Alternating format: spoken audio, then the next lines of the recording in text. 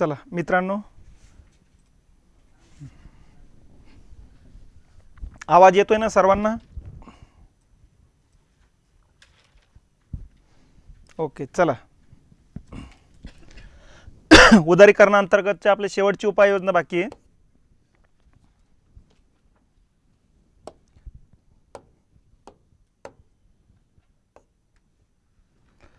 रुपयाची परिवर्तनीयता. ठीक आहे.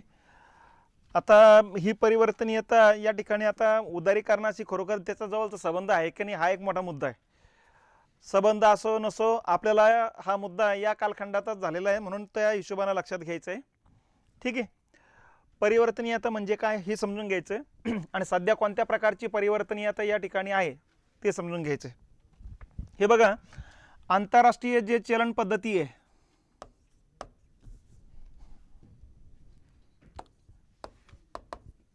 दोन प्रकारच्या चलन पद्धती असतात बघा. एक आहे अपरिवर्तनीय चलन पद्धत आणि एक आहे परिवर्तनीय चलन पद्धत. अशा या दोन प्रकारच्या चलन पद्धती असतात. ठीक आहे.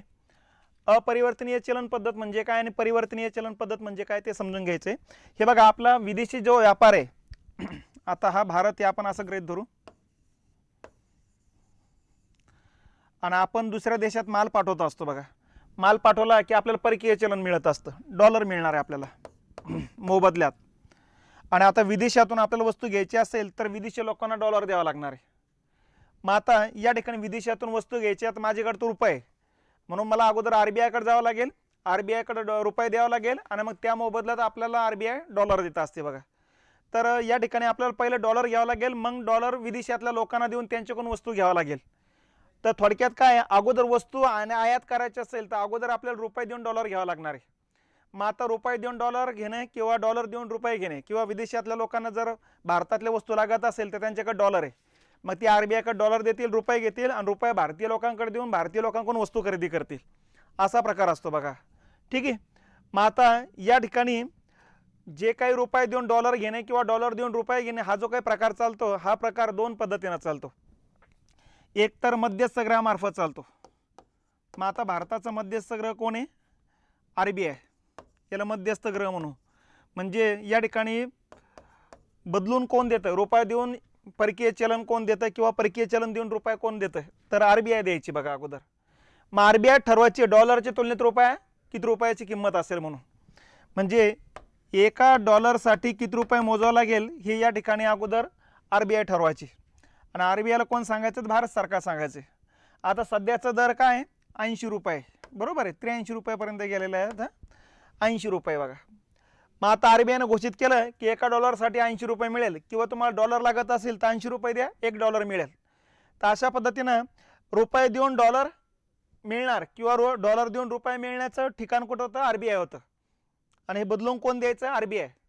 तर अशा पद्धतीनं प्रत्येक देशामध्ये कोणीतरी नियुक्त केलेलं राहायचं बघा. भारत सरकारने नियुक्त केलं होतं RBI.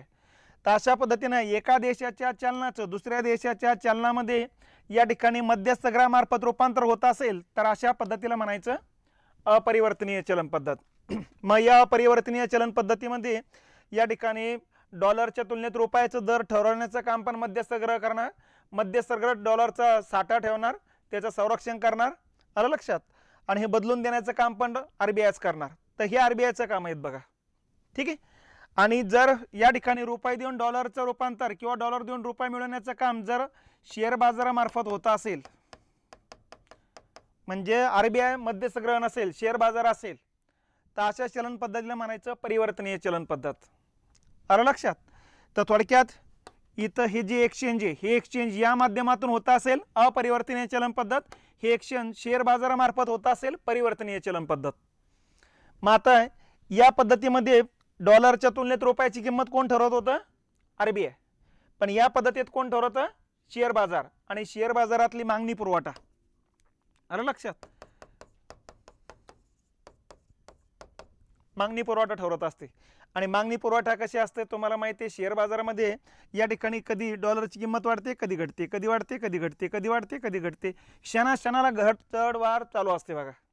इथं एका मिनिटातच या ठिकाणी थोडंफार बदल होऊन जातोय. इथं तसं व्हायचं नाही. मध्यस्थग्रह म्हणून आरबीआय राहायचं आणि आरबीआय सांगायचं 80 रुपये $1 आहे. दुपारी जा, संध्याकाळी जा, दुसऱ्या दिवशी जा, 2 महिन्यांनी जा, 5 महिन्यांनी जा, 1 वर्षांनी जा, ते एकच म्हणायचे 80 रुपये $1 आहे. इथं मध्यस्थग्रहामार्फत ज्या वेळेस परिवर्तनीय चलन व्हायचे, चलन बदलायला जायचं, तर त्यावेळेस रुपयाच्या याच्यामध्ये किमतीमध्ये कोणताही बदल होत नव्हता. लक्षात. पण इथं दिवसभरातच खालीवर खालीवर खालीवर खालीवर खालीवर खालीवर खालीवर कितीतरी वेळेस होऊन जायचं. म्हणजे कधी डॉलरची किंमत वाढते, कधी खाली येते, कधी वरते, कधी खाली होते. आलं लक्षात. तर इथं शेअर बाजारातली मागणी पुरवठा ठरत होती बघा. तर अशा पद्धतीनं या दोन परिवर्तनीय आणि अपरिवर्तनीय चलन पद्धती. आता भारताचा जर विचार केला तर भारताचं या ठिकाणी 1992 पर्यंत आपल्याकडे ही पद्धती होती, अपरिवर्तनीय चलन पद्धत होती बघा. आणि मग आपण 1991ला जागतिकीकरण स्वीकारलं, नवीन आर्थिक धोरण स्वीकारलं किंवा मुक्त आर्थिक धोरण स्वीकारलं. आणि या अंतर्गत मग वेगवेगळ्या क्षेत्रामध्ये आपण उदारीकरणाचा अवलंब करू लागलो बघा. बरोबर आहे. आणि मग व्यापारी लोकांनी काय सांगितलं, व्यापारी लोकांनी सांगितलं सगळीकडे उदारीकरणाचा अवलंब चालू असताना इथंच कशाला मग या ठिकाणी निर्बंध टाकले, आरबीआयला कशाला नियुक्त केले या ठिकाणी, इथं पण आम्हाला मुक्त करून द्या. आम्ही जे काय वस्तू निर्यात करतो, जो आम्हाला डॉलर मिळतोय तो डॉलर देऊन या ठिकाणी रुपये मिळवण्याच्या आम्हाला यामार्फत मिळू द्या. यामार्फत नको का, कारण यामार्फत यांचा दर 5 वर्षापासून तोच आहे आणि मग आम्हाला फायदा काहीच नाही राहावा लागला. म्हणजे 5 वर्षापूर्वी आम्ही 1 लाख रुपये वर्षाला कमवायचो, 4 लाख वर्षापूर्वी पण 1 लाख रुपये कमवतो ना, आज पण 1 लाख रुपयेच कमवू लागलो. काहीच नाही, म्हणजे पुढं जाण्यासारखं काही वाटूच नाही लागले. याऐवजी शेअर बाजारावर ठेवा, शेअर बाजारात किंमत वरती आली रुपयाची की आम्ही विकून टाकू, खाली झाले की आम्ही बाबा विकणार नाही, आम्ही आमच्या मनावर करू. आणि अशा प्रकारे मग याच्यावरचे निर्बंध कमी करावे यासाठी मग भारत सरकारनं 1992 मध्ये एस तारापोर यांच्या अध्यक्षतेखाली समिती स्थापन केली. हे एस तारापोर आरबीआयचे उपगव्हर्नर राहिलेले व्यक्ती आहेत. यांच्या अध्यक्षतेखाली समिती स्थापन केली. मग या समितीनं या व्यापारी लोकांच्या मागणीवरती विचार केला. मग यांच्या लक्षात आलं सगळीकडे परिवर्तनीय पद्धत लागू करणं थोडं बरोबर नाही. व्यापारी लोकांचा संबंध कोणत्या खात्याशी ती त्यांनी बघितलेले बघा. मग आता व्यापाराचं हे बघा, आपल्या देशातून जो विदेशात माल जातो आणि विदेशातून जो काय आपल्या देशात माल येतो, जिथून जातो त्या बंदरामध्ये गेलेल्या वस्तूची नोंद ठेवणारे रजिस्टर आहे, आलेल्या वस्तूची नोंद ठेवणारे रजिस्टर आहे. त्या रजिस्टरलाच म्हणण्याचे या ठिकाणी व्यापार खाते. लक्षात. मग आता व्यापार खात्यामध्ये महत्त्वाचं जे खाते, या मूळ खात्याचं नाव आहे आंतरराष्ट्रीय व्यवहार तोलाचे खाते.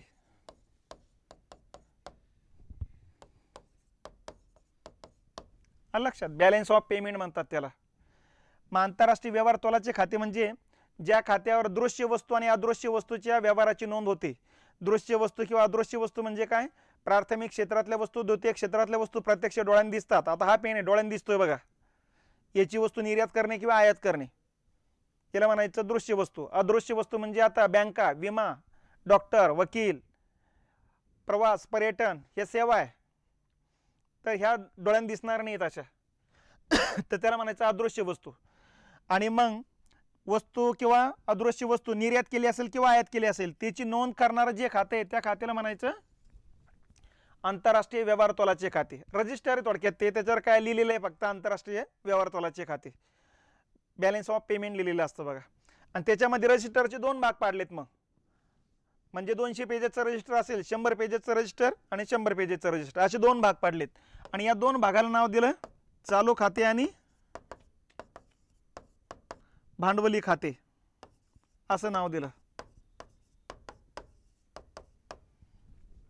ठीक आहे. आता चालू खाते म्हणजे काय, या खात्यावर कोणत्या कोणत्या विषयाची नोंद होते, लहान रकमेच्या व्यवहाराची नोंद होते, इथं मोठ्या रकमेच्या व्यवहाराची नोंद होते, इथं वस्तू आणि सेवांच्या आयात निर्यातीची नोंद होते, इथं गुंतवणूक आणि कर्जाच्या व्यवहाराची नोंद होते. आलं लक्षात. मग व्यापारात संबंध वस्तू आणि सेवांशी आहे, त्यामुळं व्यापाऱ्यांना या ठिकाणी शेअर बाजारामार्फत रुपये देऊन डॉलर घेणे किंवा डॉलर देऊन रुपये घेण्याची मतलब आहे. त्या जमीनदार आपलं त्या गुंतवणूक संबंधित आता त्यांचा काही संबंध लागत नाही. आणि म्हणून व्यापारी लोकांचा संबंध या खात्याशी असल्यामुळं तारापूर समितीने काय सांगितलं की व्यवहार तोलाच्या 2 खात्यापैकी या खात्याशी संबंध व्यापारी लोकांचा आहे. या खात्याचा आणि व्यापाऱ्याचा संबंध नाही, तिथं उद्योगपती संबंध आहे. तिथं कर्ज घेतला असेल एखाद्या राज्यानं, देशानं, सरकारनं तर त्याचा संबंध आहे. FDIच्या रूपाने गुंतवणूक केली असेल आपल्या देशात किंवा आपण दुसऱ्या देशात केलं असेल त्याचा संबंध आहे त्या खात्याशी, लक्षात. आणि व्यापारी लोकांचा संबंध इकडे आहे, कारण इथं वस्तू आणि सेवांची आयात निर्यात होत असते. मग तारापूर समितीने काय सांगितलं, या खात्यावर रुपये परिवर्तनीय करू, या खात्यावर नको. मग या खात्यावर पण परिवर्तनीय करताना सांगितलं पूर्ण परिवर्तनीयता करू नका या खात्यावर. म्हणजे या खात्यावर एखादा व्यापारी आहे आणि या व्यापाऱ्याने $100 कमवले वस्तूच्या निर्यातीतून, तर $100 या ठिकाणी डायरेक्ट शेअर बाजारातून घेण्याचा अधिकार नका देऊ. त्यासाठी त्यांना काय सांगितलं, तुम्ही जे काही $100 कमवले त्यातले $60% शेअर बाजारातून बदलून घ्या तुम्ही. म्हणजे इथं शेअर बाजारातून परिवर्तन केलं म्हणजे परिवर्तनीय पद्धत होईल. आणि उरलेले 40% रक्कम RBI कडून बदलून घ्या. RBI कडून बदलून घेणं म्हणजे अपरिवर्तनीय पद्धत आहे, लक्षात. तर अशा पद्धतीला सुरुवात झाली 1992ला. मग 1992 ते 1994 या कालखंडामध्ये तारापूर समितीच्या शिफारशीनुसार भारत सरकारनं काय केलं, आंतरराष्ट्रीय व्यवहार तोलाच्या चालू खात्यावरती व्यापाऱ्यांनी जेवढ्या रक्कम कमवली त्या रकमेतली 60% रक्कम शेअर बाजारात जो दर असेल त्या दराने बदलून घेण्याचा अधिकार दिले आणि 40% रक्कम RBI कडे देऊनच बदलून घेण्याचे अधिकार दिलेले आहेत बघा. तर याला म्हणायचं दुहेरी विनिमय पद्धत. काय म्हणायचं, दुहेरी विनिमय पद्धत म्हणायचं याला. मग दुहेरी विनिमय पद्धत म्हणजे काय, असा मागच्या वेळेचा प्रश्न होता राज्यसेवेला की आंतरराष्ट्रीय व्यवहार तोलाच्या चालू खात्यावर जो काही नफा कमवला जाईल त्यातील 60% शेअर बाजारातला जो दर असेल त्या दराने बदलून घेणे आणि 40% रक्कम RBI कडून बदलून घेणे, RBIचा जो दर असेल त्या दरानं. याला म्हणायचं दुहेरी विनिमय पद्धत. मग दुहेरी विनिमय पद्धत कधी लागू झाली, 92 लागू झाली. कधीपर्यंत होती, 94 पर्यंत. हा पहिला मुद्दा क्लिअर झाला आपला. आता पुढे या 2 वर्षात झालं काय ते पण लक्षात घ्या. या 2 वर्षामध्ये या व्यापाऱ्यांच्या लक्षात आलंय की हा इथं रुपये जो 80 रुपयालाच राहिला डॉलर जे आहे ते, पण इथं 82-83 84 पर्यंत जाऊ लागला दिवसातूनच. आणि मग यांची कमाई कोट्यवधीमध्ये आहे. मग त्यांच्या लक्षात आलं कोट्यवधी रक्कम शिल्लक राहू लागली आपल्याकडं. इथं 80 रुपयाने विकत होता, इथं 82-84 रुपयाने जाऊ लागला. दिवसातून 84 टच झालं की त्यावेळेस विकू लागलेत. ते खाली आला की शांत बसायचे. त्यांच्या अकाउंटवर त्यांनी लिहूनच ठेवलं 84 टच झालं की विकून टाका. आणि अशा पद्धतीनं त्यांच्या लक्षात आलं वर्षभरात या पद्धतीनं बक्कळ पैसा कमवता येतो, या रूपानं तर बक्कळ पैसा आपला थोडा तोटा होऊ लागलाय. आता व्यापारी लोक एकत्रित आले आणि त्यांनी सरकारवर दबाव टाकला आणि सांगितलं 100% शेअर बाजारातून बदलण्याचा अधिकार द्या, म्हणजे 100% परिवर्तनीय करा रुपया. आणि यातून परत मग तारापूरच्या अध्यक्षतेखाली समिती स्थापन केली की बाबा व्यापारी काय म्हणतात त्यांचा विचार करा. कारण जागतिकीकरणामध्ये निर्यातीला महत्व आहे. निर्यात केल्याशिवाय परकीय चलन वाढणार नाही आणि निर्यात करायचं असेल तर जे व्यापारी निर्यात करतात त्यांचं ऐकून घ्यावं लागेल. आणि म्हणून तारापूर समिती परत स्थापन केली. तारापूर समितीने व्यापाऱ्यांची बैठक घेतली. व्यापाऱ्यांनी सांगितलं की नाही, आम्हाला आता रुपया परिवर्तनीय 100%च पाहिजेत. आणि मग तारापूर समितीने शिफारस केली भारत सरकारला, हो चालू खात्यावर रुपया पूर्ण परिवर्तनीय करा. म्हणजे आता हे अर्धा होतं ना, हे आता काही नका ठेवू, 40% पण याच्यात टाकून द्या आता. आणि अशा पद्धतीनं मग ती शिफारस लागू झाली 20 ऑगस्ट 1994ला. मग 94 पासून रुपया कसा झाला, अंशतः परिवर्तनीयता.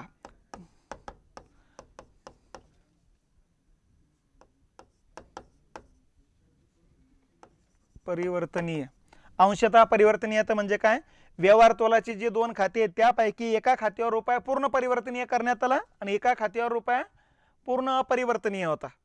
म्हणून या खात्यावर विचारला, व्यवहार तोलाच्या खात्यावर विचारला तर अंशतः परिवर्तनीयता. ठीक आहे.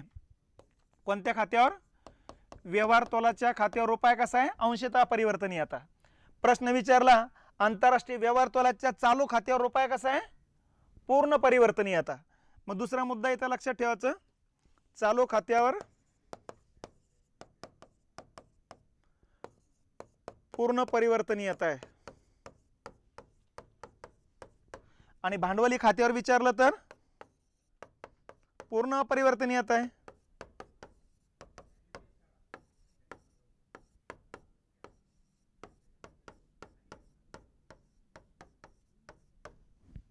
हे असं लक्षात घ्यायचंय बघा. आलं इथपर्यंत लक्षात. आतापर्यंतची स्थिती ही आहे. आंतरराष्ट्रीय व्यवहार तोलाच्या खात्यावर विचारलं रुपया कसा आहे, अंशतः परिवर्तनीयता आहे. आंतरराष्ट्रीय व्यवहार तोलाच्या 2 खात्यापैकी चालू खात्यावर विचारलं रुपया कसा आहे, तर चालू खात्यावर रुपया आहे पूर्ण परिवर्तनीयता आहे. म्हणजे चालू खात्याबद्दल तुम्हाला वस्तू आयात आणायची असेल तर आरबीआय कडे जाण्याची गरज नाही डॉलर घेण्याकरता, शेअर बाजारातून तुम्हाला डॉलर मिळून जाईल. लक्षात. पण मला विदेशात गुंतवणूक करायची आहे आणि मी शेअर बाजारात रुपये टाकून डॉलर घेतले आणि विदेशात गुंतवणूक केली ना, आणि मग फेमा अंतर्गत माझ्यावर कामं सुरू होऊन जाईल. पहिला फेर अंतर्गत होते, आता फेमा अंतर्गत. ठीक आहे, असा कार्यक्रम सुरू होऊन जातो बघा तो. हां, चालू खात्यावर विचारलं पूर्ण परिवर्तनीयता आहे आणि भांडवली खात्यावर विचारलं व्यवहार तोलाच्या भांडवली खात्यावर तर कसं आहे, पूर्ण अपरिवर्तनीयता आहे. मग आता या लोकांची बारी होती. यांच्या लक्षात आलं दबाव टाकला तर हे सरकार करते. मग भांडवलदार, भारतात गुंतवणूक करणारे, एफडीआय गुंतवणूक करणारे जे लोक एकत्रित आलेत, त्यांनी भारत सरकारला सांगितलं की तुम्ही भांडवली खात्यावर रुपया परिवर्तनीय करा, आम्ही आणखीन जास्त गुंतवणूक करू. मग यांच्याबाबत निर्णय घेण्याकरता परत तारापूर समिती 96ला स्थापन केलं की बाबा भांडवली खात्याबद्दल काय करायचं सांगा. मग त्यांनी सांगितलं की ओके, काय हरकत नाही, भांडवली खात्यावर रुपया परिवर्तनीय करा, पण 3 टप्प्यात करा. जसं हा एका टप्प्यात केला होता ना, अगोदर 2 टप्प्यात केला होता ना. सुरुवातीला 60% बदलण्याचा अधिकार दिला, नंतर 100% दिला, बरोबर आहे. मग इथं त्यांनी सांगितलं 3 टप्प्यात करा. सुरुवातीला काहीतरी 20% परिवर्तनीय करा, म्हणजे 20% रक्कम शेअर बाजारातून बदलण्याचा अधिकार द्या, 80% आपलं आरबीआय कडून. आणि पहिल्या वर्षी असं करा. दुसऱ्या वर्षी काय करा, 50% शेअर बाजारातून बदलण्याचा अधिकार द्या आणि 50% आरबीआय कडून. आणि तिसऱ्या वर्षी 80% शेअर बाजारातून बदलण्याचा अधिकार द्या, 20% आरबीआय कडून. तर अशा प्रकारचं 3 टप्प्यात लागू करण्याची शिफारस केली होती. 97, 98, 98, 99, 99, 2000. आलं लक्षात. पण झालं काय, नेमके 97ला सुरुवात झाली आणि आग्नेय आशियामध्ये वादाला सुरुवात झाली. आग्नेय आशिया म्हणजे Thailand, Malaysia, Myanmar, Singapore, Brunei, Vietnam, Laos, Cambodia, 10 देशांचा ग्रुप आहे ज्याला आशियान म्हणतो आपण. या आशियानमध्ये काय गडबड झाल्या की आपल्या अगोदर त्यांनी जागतिकीकरण स्वीकारलं 1970च्या कालखंडात, 80च्या कालखंडात स्वीकारलं. आणि त्यांनी विदेशी लोकांनी जास्तीत जास्त गुंतवणूक करावी याकरता 100% रुपया परिवर्तनीय करून टाकला पहिल्या सुरुवातीला त्यांचं चलन. त्यामुळे विदेशी लोकांनी पटपट गुंतवणूक करायला सुरुवात केली. आता परिवर्तनीय या ठिकाणी करण्याचा फायदा काय होणार होता गुंतवणूकदारांना, फायदा झाला तर ठीक राहू, इथं नाही झाला फायदा तर पटकन कारखाने विकून टाकू, त्यांचं चलन आलं की शेअर बाजारात टाकून शेअर बाजारातून पैसा काढून निघून जाऊ. जर तिथलं मध्यस्थगृहामार्फत ठेवलं, अपरिवर्तनीय चलन पद्धत ठेवली, तर तिथला माल विकावा लागेल, आलेला पैसा त्यांच्या मध्यस्थगृहाकडे द्यावा लागेल, तो मध्यस्थगृह सांगेल नाही नाही मग एवढ्याच रुपये किंमत आहे, परत आणखीन आपला तोटा होऊन जाईल.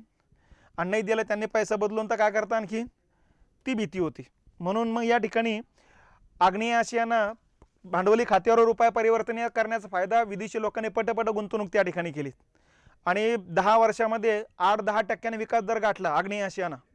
आणि त्यामुळे आपल्या पुढे निघून गेला ते देश. मग आपल्या समोर त्यांचाच आदर्श होता की बाबा शेजारचे देश पुढे निघून चालले, आपण मागे पडतोय म्हणून. आणि म्हणून मग या ठिकाणी तिकडं काय झालं, मोठमोठ्या लोकांचे उत्पन्न वाढलेत आणि हळूहळू चंगळवाद पण वाढला. कारण वेगवेगळे दिवस, rose day, friendship day, Valentine day, वेगवेगळे जे काय त्या संस्कृतीतल्या लोकांना नवीनच होते, जसं आपल्याला नाही तसे त्यांना पण होते. इंडोनेशिया हा कट्टर मुस्लिम देश बनलेला आहे बघा सध्या जर बघितलं आपण. मग या देशातल्या काही मौलवींना वाटलं की हे आपल्या धर्माच्या विरोधातलं सगळं कृत्य चालू येते आणि यातून मग काही मूलतत्ववादी लोकांनी विदेशी गुंतवणूक असलेल्या कारखान्यासमोर बॉम्बस्फोट घडून आणलेत. आणि यातून विदेशी लोकांच्या लक्षात आल्यावर आपले जीव धोक्यात येते, आपली संपत्ती पण धोक्यात आहे. मग इथं थांबल्यापेक्षा इथून गेलेलंच बरं आहे. म्हणून त्यांनी पटपट त्यांची संपत्ती, प्रॉपर्टी, त्यांच्या उद्योगधंदे विकाऊन टाकायला सुरुवात केली आणि जो पैसा येईल तो शेअर बाजारात टाकून शेअर बाजारातून त्यांचा डॉलर उचलायला सुरुवात केली बघा. त्यामुळे झपाट्याने विकास दर चालू असताना असा झपाट्याने विकास दर खाली येऊन पोहोचला. त्यांना रोखणाराची परिस्थितीच नाही ना, कारण रोखण्याचं कामच नाही, परिवर्तनीयता करून ठेवलेली. आणि भारत सरकारच्या लक्षात आलंय आपण आता भांडवली खात्यावर रुपया परिवर्तनित केला तर आपल्या देशातून तर पटकन लोक निघून जातील. कारण इंडोनेशियामध्ये तर एकच धर्माचे लोक जास्त आहे, भारतामध्ये एका धर्माचे लोक असं नाही. आणि कोणाच्या कधी कशावर भावना धोकायला जाईल याची गॅरंटी पण घेता येत नाही. आणि आपण इथं जर आता केलं तर लगेच काहीतरी गोंधळ होईल, विरोधी पक्ष कुठं बॉम्बस्फोट एखादा घडून आणण्याचा प्रयत्न करेल, काय करता आणखी. त्या भीतीपोटी मग सरकारनं त्या कालखंडात भांडवली खात्यावर रुपया परिवर्तनीय करण्याचं टाळलं. बाबा नंतर विचार करू. मग नंतर आणखी स्थिरता निर्माण झाली आणि 2000 मग परत भांडवली खात्यावरती 2007 नंतर परिवर्तनीय करण्याचा निर्णय घेतला बघा 7 ते 10च्या कालखंडामध्ये. पण मग 7 नंतर आंतरराष्ट्रीय स्तरावर अमेरिकेची अर्थव्यवस्था थोडी डगमळायला लागली बघा. ती चित्र दिसायला लागली. मग तिकडं मंदीचे धोके दिसायला लागले होते बघा. अर्थशास्त्रज्ञांनी सांगितले मंदी येणारच आहेत म्हणून. त्यामुळं मंदी आली तर मग कारखाने बंद होणार आहे आणि लोक कारखान्यातली गुंतवणूक पटकन काढून घेत असतात. आणि 2008ला मंदीला सुरुवात झाली, जागतिक महामंदीला. मग आणि मग भारत सरकारच्या लक्षात आलंय की आता भांडवली खाते रुपये परिवर्तनीय करणं धोकादायक आहे, कारण गुंतवणूकदार पटपट निघून जातील.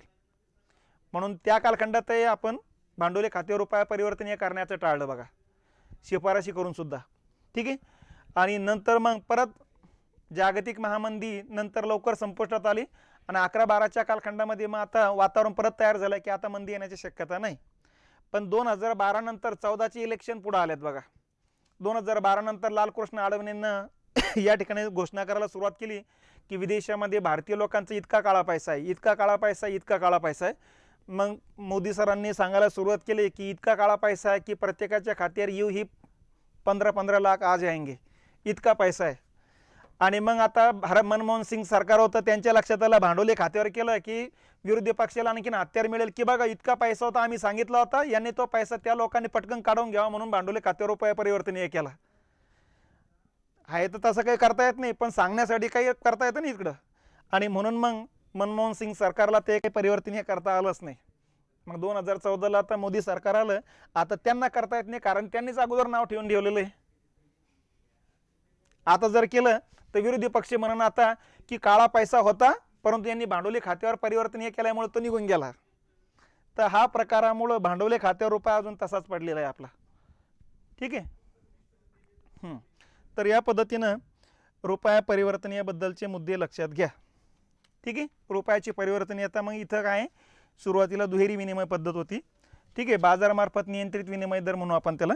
नंतर मग रुपया चालू खात्यावर पूर्ण परिवर्तनीय करण्यात आला आणि रुपया भांडवली खात्यावर पूर्ण अपरिवर्तनीय आहे. आणि या खात्याबद्दल विचारलं, दोन्ही खात्याबद्दल कोणती समिती होती? तारापूर समिती होती. असं काही नाही चालू खात्याबद्दल एक होती, भांडवली खात्यावर दुसरी होती, असं काही प्रकार नाही. झालं काय?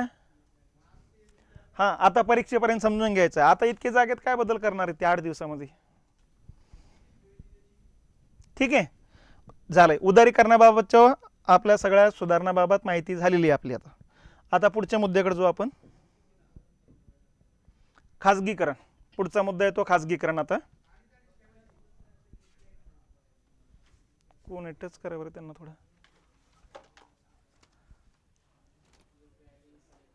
थोडा आवाज कमी करा म्हणा.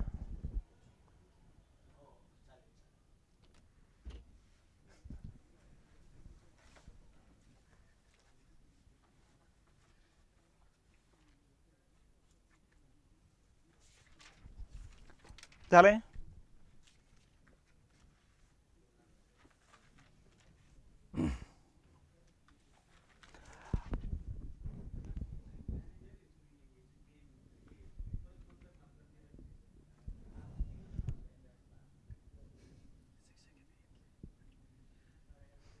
आज बंद नाही पडणार.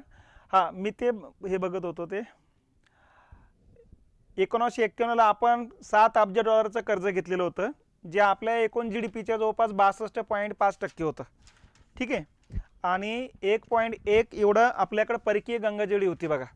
म्हणजे सगळं कर्ज जे ते कर्ज फेडण्यासाठीच आपण ते रक्कम गेलेली. परकीय गंगाजळी फक्त आपल्याकडे 1.1 अब्ज डॉलर राहिलेली होती. झालंय. ओके. चला, पुढचा मुद्दा आहे तो खाजगीकरण. आता खाजगीकरण म्हणजे काय, अगोदर तो मुद्दा आहे. हा मार्ग आहे आपला. खाजगीकरण काय आहे? मार्ग आहे. जागतिकीकरण आपल्याला साध्य करायचं आणि ते साध्य करण्यासाठीचा मार्ग कुठला आहे? खाजगीकरण. व्याख्या काय केल्या जाते? 2 पद्धतीने व्याख्या केल्या जाते बघा. आता इथं खाजगीकरण समजून घेताना अगोदर त्याच गोष्टी समजून घ्यायच्या आहे. हे बघा, अगोदर आपली मिश्र अर्थव्यवस्था होती. मिश्र अर्थव्यवस्था म्हणजे काही उद्योगधंदे सरकारच्या मालकीचे होते आणि काही उद्योगधंदे खाजगी मालकीचे होते. बरोबर आहे. आता खाजगी मालकीच्या उद्योगाबद्दल आपण काही करायचं नाही. जे काय करायचं आपल्याला सरकारी उद्योगाबद्दल करायचं आहे बघा. बरोबर आहे. मग आता सरकारी उद्योगधंदे जे होते समजून घ्यायचं, हा या प्रकारचं उद्योगधंदा आहे किंवा एअर इंडिया समजून घ्या आपण. आलं लक्षात. आता या प्रकारचं उद्योगधंदा जे आहे इथं 100% सरकारची मालकी आहे. मग आता खाजगीकरण केलं म्हटलं तर काही काही उद्योगधंदे सरकारने 100% विकून टाकलेत खाजगी व्यक्तीला, त्याला खाजगीकरणच म्हणायचं. खाजगीकरणाची पहिली व्याख्या ही आहे की सरकारी उद्योगाचं 100% खाजगी व्यक्तीला खाजगी क्षेत्राला विकून टाकणे, त्याला म्हणायचं खाजगीकरण. पण हे एकमेव खाजगीकरणाची व्याख्या नाही. दुसरी व्याख्या काय आहे, इकडे अगोदर सरकारच्या क्षेत्रामध्ये गुंतवणूक करता येत होती का खाजगी व्यक्तींना? नाही. आता 1991ला सरकारनं काय सांगितलं, आमचे कारखाने चालू द्या, पण तुम्हाला ही कारखाने आमच्या क्षेत्रातले काढायचे असेल, समजून घ्यायची एअर इंडिया भारत सरकारच्या व्यतिरिक्त कोणाला प्रवासी वाहतूक करता येत नव्हती. आता सरकारनं सांगितलं आमची एअर इंडिया चालूच राहील, पण कोणाला आणखीन कारखाने आपलं कोणाला आणखीन विमान कंपन्या काढायच्या असेल तर काढा आणि प्रवासी वाहतूक करा. म्हणजे थोडक्यात इथं खाजगी लोकांना स्वतःचे कारखाने काढण्याची परवानगी दिली. याला खाजगीकरणच म्हणायचं. दुसरा खाजगीकरणाचा मार्ग ठीक आहे. पहिलं काय, सगळं सरकारी उद्योगधंदे खाजगी क्षेत्राला विकणे, आणि दुसरं काय, सरकारी क्षेत्रामध्ये खाजगी व्यक्तींना कारखाने काढण्याची परवानगी देणे. तिसरा मार्ग काय, सरकारनं काही काही उद्योगधंदे 100% विकलेत, पण काही काही उद्योगधंद्यामध्ये वाटू लागलं की नाही आपला पण हिस्सा ठेवा त्याच्यामध्ये. 100% कशाला विकायचं, याच्यातून पुढे चालून फायदा राहणार आहे. पण मग त्या कारखान्यामध्ये त्या कारखान्याची उत्पादकता वाढवायची असेल तर नवीन तंत्रज्ञान लागतं. नवीन तंत्रज्ञान घेण्याकरता पैसा लागतो. मग कर्ज तर कोणी देऊ नाही लागलं. मग यांनी काय केलं की बाबा 100% ना यातला 49% वाटा खाजगी लोकांना विक्रीसाठी ठेवून दिला, 51% आमचा, कारण मालकी मग आपल्याकडेच राहील. तर अशा पद्धतीने 49%पर्यंत, काही कारखान्यामध्ये 20%, काही 24%, काही 30%, काही 49%, तर 49%पर्यंत शेअर्स खाजगी व्यक्तींना विकून टाकलेत. 100% मालकी होती, आता किती राहिली सरकारची, 51%. तर याला खाजगीकरणच म्हणतात. म्हणून खाजगीकरणाची व्याख्या किती पद्धतीने आहे, 3. आणि चौथी एक व्याख्या आणखीन. आता चौथी एक व्याख्या काय, सरकारचे जे काही या ठिकाणी उद्योगधंदे होते त्या सरकार उद्योगधंद्यातून निर्माण होणाऱ्या वस्तूची किमती सरकार ठरवत होते. सरकार सांगत होते साखर एवढ्या रुपयाला विका, पेट्रोल एवढ्या रुपयाला विका, याच्यामध्ये काही कमी जास्त होता कामा नये. स्थानिक स्वराज्य संस्थेचा कर फक्त त्याच्यामध्ये थोडाफार ॲड होईल, बाकीचं सगळीकडे कर आपला दर सारखा राहील. मग या ठिकाणी आता 1991 नंतर काय केलं आपण, सरकारचं हे जे काही किंमत ठरवण्याचं जे धोरण आहे ना, हे सरकारनं बंद करावं लागलं. कारण भांडवलशाहीमध्ये कसं सरकारचं नियंत्रण काही राहत नाही. तर अशा पद्धतीनं सरकारनं या ठिकाणी बाजारातील वस्तूच्या किमती ठरवण्याचं जे काही पद्धती आहे ते बंद केली. आता पेट्रोलची किंमत कशी आहे, पेट्रोलची किंमत भारत सरकारने ठरवत, आंतरराष्ट्रीय स्तरावर बदलली की इकडे बदलून जाते आपल्याकडं. लक्षात, आंतरराष्ट्रीय स्तरावर कमी झाली की आपल्याकडे कमी होते, तिकडे वाढली की आपल्याकडे वाढून जाते. अगोदर कसं राहत, तिकडे वाढो काही हो, इकडे वाढत नव्हते. मग सरकार एखाद्या वेळेस म्हणायचे बाबा तोटा जास्त वाढला म्हणून वाढू लागलो, आता असं राहायचं बघा. तर अशा पद्धतीनं खाजगीकरण म्हणजे सरकारी उद्योगाचं खाजगी क्षेत्राकडे होणारे हस्तांतरण. खाजगीकरण म्हणजे सरकारी उद्योगावर खाजगी क्षेत्राची मालकी प्रस्थापित करणे. खाजगीकरण म्हणजे सरकारी उद्योगधंद्यामध्ये खाजगी व्यक्तीला प्रवेश देणे. खाजगीकरण म्हणजे सरकारी क्षेत्रामध्ये खाजगी उद्योगपतींना कारखाने काढण्याची परवानगी देणे. तर या सगळ्या पद्धतीलाच खाजगीकरण म्हटलं जातं. कारण खाजगीकरण खालीपैकी कोणते योग्य आहे असं जर आलं तर त्यावेळेस लक्षात आलं पाहिजे की हे पण आहे, ते पण आहे, ते पण आहे म्हणून. लक्षात.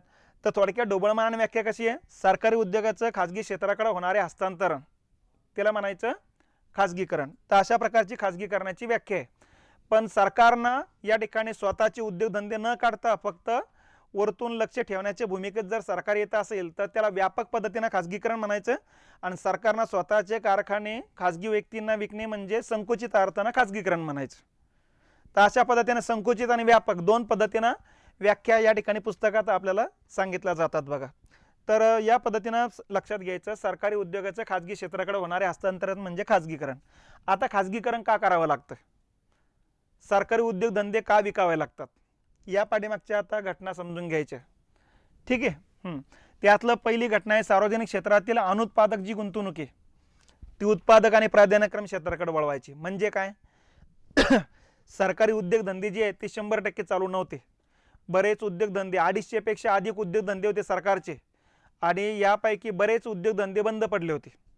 कशामुळं, तोटा वाढत चालल्यामुळं. कामगारांनी संप केला की नंतर कामगार म्हणायचे पगार वाढल्याशिवाय आम्ही कामावरच येणार नाही, आणि झाले 7-8 वर्षे मग पडलं कारखाना तसंच. मग आता सरकारचा मुद्दा हा होता की त्या कारखान्याच्या रूपानं गुंतून पडलेला जो पैसा आहे तो पैसा काढून घेतला तर कर्ज कमी तरी करता येईल, तो पैसा काढून घेतला तर शिक्षणासाठी आरोग्यासाठी तरी खर्च करता येईल. आणि मग तो पैसा काढायचा असेल तर मग तो कारखाना, ती जमीन, ते यंत्रसामुग्री विकून टाकण्यातच भलाई ना. मग एकच कारखाना नाही आहे तो. हिंदुस्थान पेट्रोलियम म्हटलं, भारत किती पेट्रोलियम पंप आहे त्यांचे लक्षात. मग हे सगळे विक्रीला काढतात बघा ते. तर अशा पद्धतीनं सरकारी उद्योगातला तोटा कमी करायचा असेल तर तो विकून टाकणे आणि तो तोट्यातून मिळणारी जी रक्कम आहे ती उत्पादक क्षेत्राकडे किंवा प्राधान्यक्रम क्षेत्र म्हणजे शिक्षण, आरोग्य, स्वच्छता त्या क्षेत्रावर खर्च करणे, हा खाजगीकरणाचा पहिला उद्देश. ठीक आहे, हे इथं खाली दिलेले आपण. दुसरा उद्देश आहे खाजगी क्षेत्रांना प्राधान्यक्रम देणे किंवा सार्वजनिक कर्ज कमी करणे. म्हणजे या ठिकाणी तोट्यात असणारा कारखाना चालू आहे, यांचा खर्च होतो 500 कोटी आणि हे कमाई करतात 200 कोटी, म्हणजे तोटा किती चालू आहे मग 300 कोटीचा. मग 300 कोटीचा सरकार कर्ज काढून भरून काढते ते, किंवा लोकांवरती कर आकारून ते भरून काढते. म्हणजे बोजा शेवटी कोणावर यायचा, जनतेवर यायचा.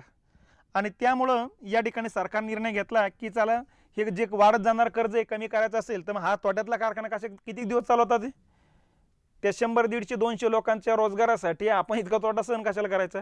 आणि खाजगी व्यक्तीला विकलं तरी तेवढ्या लोकांना रोजगार भेटणारच आहे. आणि म्हणून मग खाजगीकरणाचा निर्णय सरकारने घेतलेले आहेत बघा.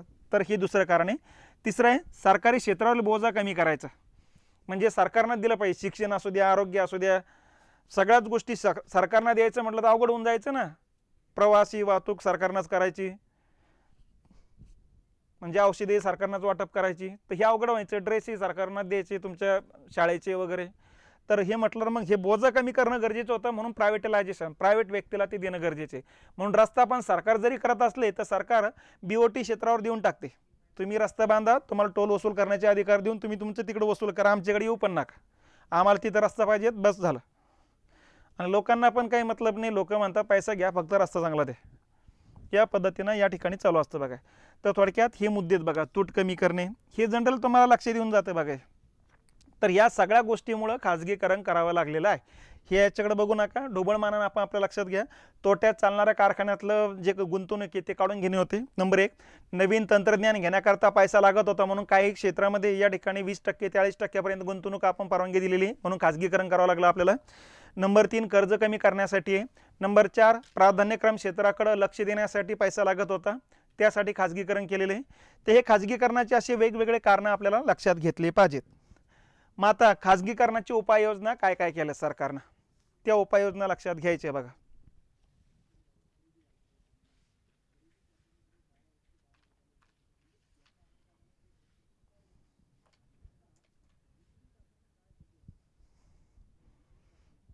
ठीक आहे, आता तुमच्या कमेंटकडे मी काही जास्त लक्ष देत नाही.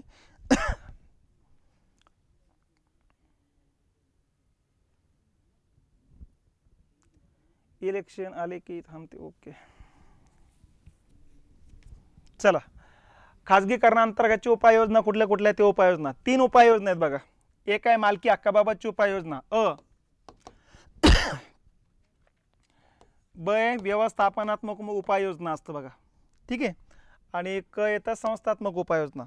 अशा प्रकारच्या त्या उपाययोजना आहेत. तर 3 प्रकारच्या आहेत. कुठल्या कुठल्या? मालकी हक्काबाबत,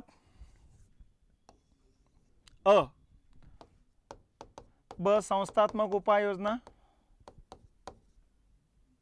ठीक आहे, आणि क व्यवस्थापनात्मक,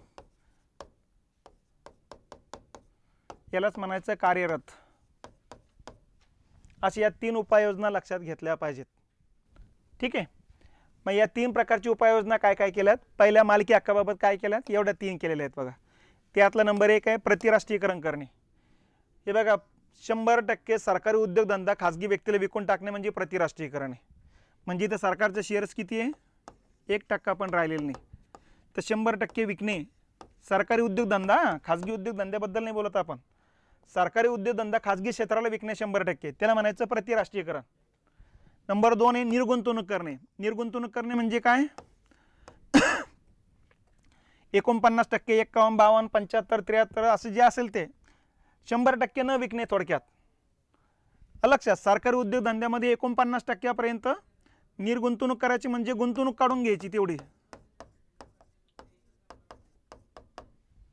आलं लक्षात. सरकारी उद्योगधंद्यातली गुंतवणूक 20%, 30%, 40%, 50%, 51%, 75% तेवढी काढून घेणे. ठीक आहे. आणि व्यवस्थापन खरेदी करणे हा एक प्रकार आहे. व्यवस्थापन खरेदी करणे म्हणजे काय, की जे काही तोट्यात चालणारे सरकारी कारखाना आहे त्या तोट्यात चालणाऱ्या कर्मचाऱ्यांनाच म्हणायचं, बाबा हा तोटा आहे, आम्ही सहन करू शकत नाही, तुम्ही चालवायला घ्या आणि आम्हाला दरवर्षी एक ठराविक एवढी रक्कम देत चला आणि मग बाकीचा खर्च वजा आता तुम्ही तुमचा नफा तुमच्यामध्येच वाटप करून घेत चला. तर थोडक्यात तिथल्या कर्मचाऱ्यांनाच तो कारखाना चालवण्यासाठी देणे, तर त्याला म्हणायचं व्यवस्थापन खरेदी. तर या पद्धतीनं मालकी हक्काबाबतची या 3 उपाययोजना आहेत बघा. संस्थात्मक उपाययोजनामध्ये 2 आहेत. या सरकारी उद्योगधंद्यावरचं सरकारचं जे उच्च स्तरावरचं नियंत्रण आहे ते कमी करणे, लक्षात, आणि सरकारी उद्योगधंदा भाडेतत्त्वावर देणे. आता इथं काय की व्यवस्थापन खरेदी करणं म्हणजे तिथल्याच कर्मचाऱ्यांना चालवण्यासाठी देणे, आणि इथं भाडेतत्त्वावर देणं म्हणजे थोडक्यात खाजगी व्यक्तींना कारखाना चालवण्यासाठी देणे. मग लिलाव पद्धतीनं जो जास्त बोलायला लावेल त्या व्यक्तीला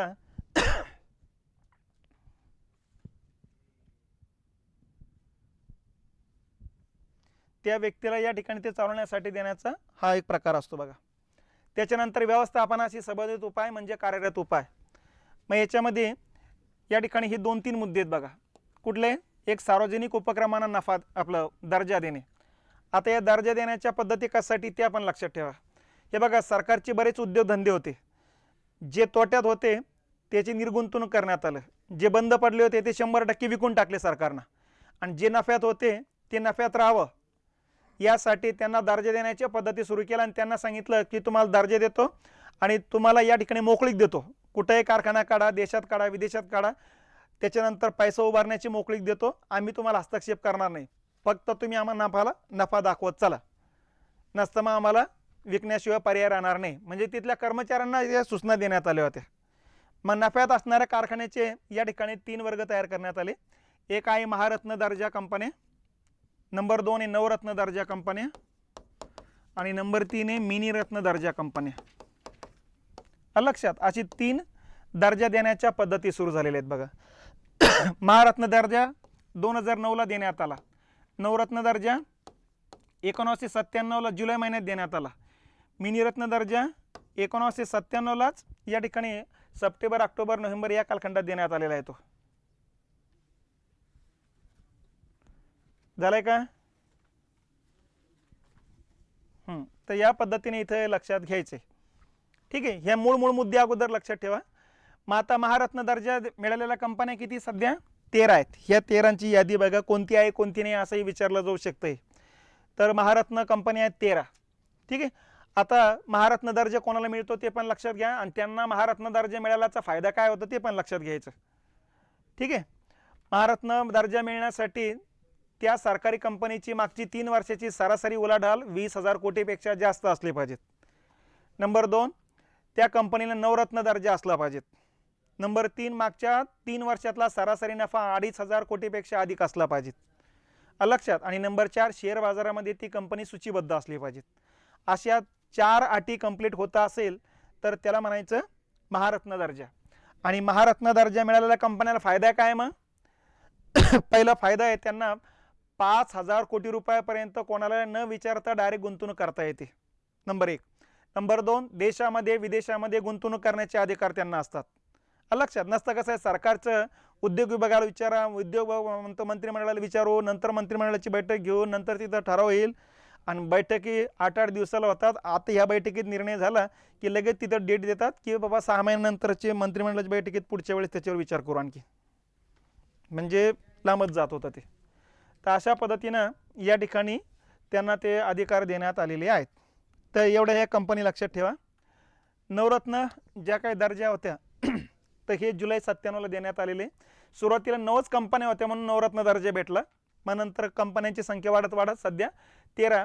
आता सरकार काहीतरी 14पर्यंत दिसतंय, परंतु त्या 14मध्ये आणखीन 16 पण दिसतंय बघा नेटवरती, त्यामुळे गोंधळ वाटला मला. त्यामुळं तुम्ही 13च लक्षात ठेवा. ठीक आहे. आणि खाली 13 पर्याय नसेल तर मग 14 लक्षात घ्या. ठीक आहे. तर अशा पद्धतीनं ही शेवटची कंपनी ONGC विदेश लिमिटेड आहे. झालं. मग नवरत्न दर्जा मिळण्यासाठीची अटी काय आहे की सरकारनं या ठिकाणी जे काय मिनीरत्न दर्जा मिळावा ही पहिली अट त्यांची होती. आणि मिनीरत्न दर्जा असलेल्या ज्या कंपन्या आहेत त्यांच्या कंपन्यावरती 100 गुणाची एक परीक्षा ठेवली 6 क्षेत्राबद्दल, आणि त्यामध्ये मिनिमम 60 गुण मिळाला पाहिजेत असे नियम करून ठेवलात बघा. आणि 60 गुण मिळाले की नवरत्नाचा दर्जा मिळतो. आणि सध्या मग 13 कंपन्यांना आहे तो, सरकारी कंपन्या आहेत या. ठीक आहे. मग यांना फायदा काय, तर यांना फायदा आहे तर 500 कोटी रुपयापर्यंत सरकारला न विचारता गुंतवणूक करण्याचे अधिकार आहे. 500 कोटी वर्षभरात खर्च करण्याची पण त्यांना अधिकार आहे. आलं लक्षात. त्याच्यानंतर विदेशामध्ये सुद्धा दुसऱ्या कंपनीसोबत मर्ज करण्याचे पण अधिकार देण्यात आलेले, संयुक्त कंपनी स्थापन करण्याचे पण अधिकार देण्यात आलेले. ठीक आहे. तर या पद्धतीने इथे हे लक्षात ठेवा. आणि मिनीरत्न दर्जा काय आहे, हे ऑक्टोबर 97चे. ठीक आहे. याच्यामध्ये 2 टप्पे करण्यात आलेत, हा एक टप्पा, हा एक टप्पा. 500 कोटीपेक्षा अधिक उलाढाल असेल तर पहिल्या टप्प्यात नोंद होते, 300 कोटीपेक्षा जास्त उलाढाल असेल दुसऱ्या टप्प्यात नोंद होते. सध्या पहिल्या टप्प्यातले 61 कंपन्या, दुसऱ्या टप्प्यामध्ये 11, अशा टोटल 72 मिनीरत्न दर्जा आहे. मिनीरत्न दर्जा असेल तर 100 कोटी रुपयापर्यंत गुंतवणुकीचे अधिकार आहेत बघा. ठीक आहे. ते 5000, ते 1000 आणि हे 500 वाटतं मग. ओके.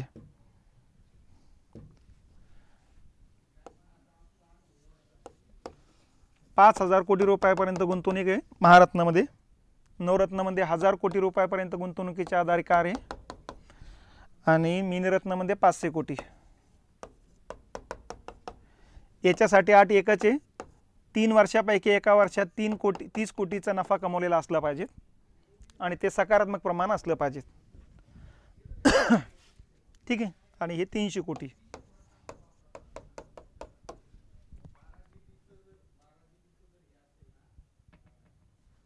झालंय का, जाऊ दे जाऊ दे. ठीक आहे. आता पुढचा मुद्दा याच्यातलाच, उद्योग आणि वित्त पुनर्रचना मंडळाची स्थापना करण्यात आली. म्हणजे काय, सरकारनं काय केलं, जो कारखाना विकायचा तो सरकार ठरवणार नाही, यासाठी एक कमिटी स्थापन केली. त्या कमिटीला नाव होतं उद्योग आणि वित्त पुनर्रचना मंडळ. ही सांगणार होती कोणत्या कोणत्या कंपन्या विकायच्या 100%, कोणत्या 50% विकायच्या, कोणत्या 20% विकायच्या, हे निर्णय घेणारे हे मंडळ होतं बघा. तर हे खाजगीकरणाला मदत करणारं महामंडळ होते. आणि दुसरं होतं राष्ट्रीय नूतनीकरण मंडळ. आणि मग यांनी सांगितलं 100% विकायचं आहे भाऊ, मग ही यांना सांगणार मग भारत सरकार की हे विकायचं कंपनी. मग ही काय करणार, तिथल्या कर्मचारी जे आहेत त्या कर्मचाऱ्यांसोबत संवाद साधणार, सांगणार कंपनी विकण्याशिवाय पर्याय नाही. तुम्ही आम्ही ज्या व्यक्तीला विकणार आहे त्या व्यक्तीच्या हाताखाली काम करणार आहात की तुम्ही आता आम्ही एक रक्कम देतो तेवढी रक्कम घेऊन रिटायर होणार आहे, VDS. असे 2 पर्याय त्यांच्या समोर देणार आणि तिथल्या कर्मचाऱ्यांचं पूर्ण समस्याचं निराकरण करूनच नंतर विक्रीला काढणार मग.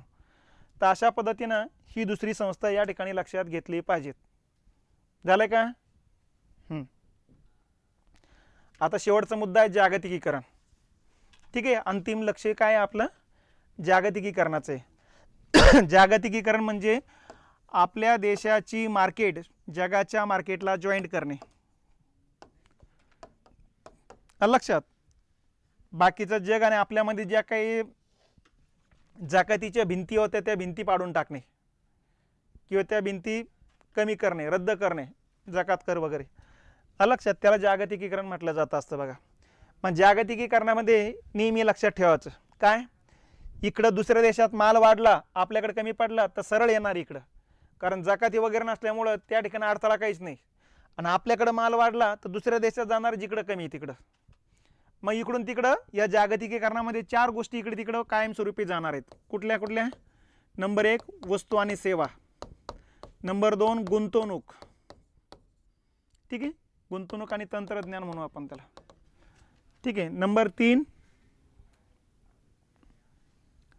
भांडवल आणि नंबर 4 श्रम. ह्या 4 वस्तू इकडे तिकडे जाणार हे अपेक्षित धरायचे, याला अपेक्षित वैशिष्ट्य म्हणायचं. लक्षात. आणि कोणीकडून कोणीकडे जाणार, जिकडे जास्त आहे तिकडून कमी असलेल्या देशाकडे जाणार आहे. आता श्रम आपल्याकडे भरपूर आहे, दुसऱ्याकडून आपल्याकडे येणार आहे का, नाही, आपल्याकडून दुसऱ्याकडे जाणार आहे. साधा मुद्दा आहे. वस्तू आपल्याकडे कमी असणार आहे, म्हणजे दुसऱ्याकडून आपल्याकडे येणार आहे, म्हणून आपला व्यापार तुटीचा आहे. ठीक आहे. आणि सॉफ्टवेअर जगात सगळ्यात जास्त आपण निर्यात करतो, म्हणून मग सेवा क्षेत्रात निर्यात आपली जास्त होती.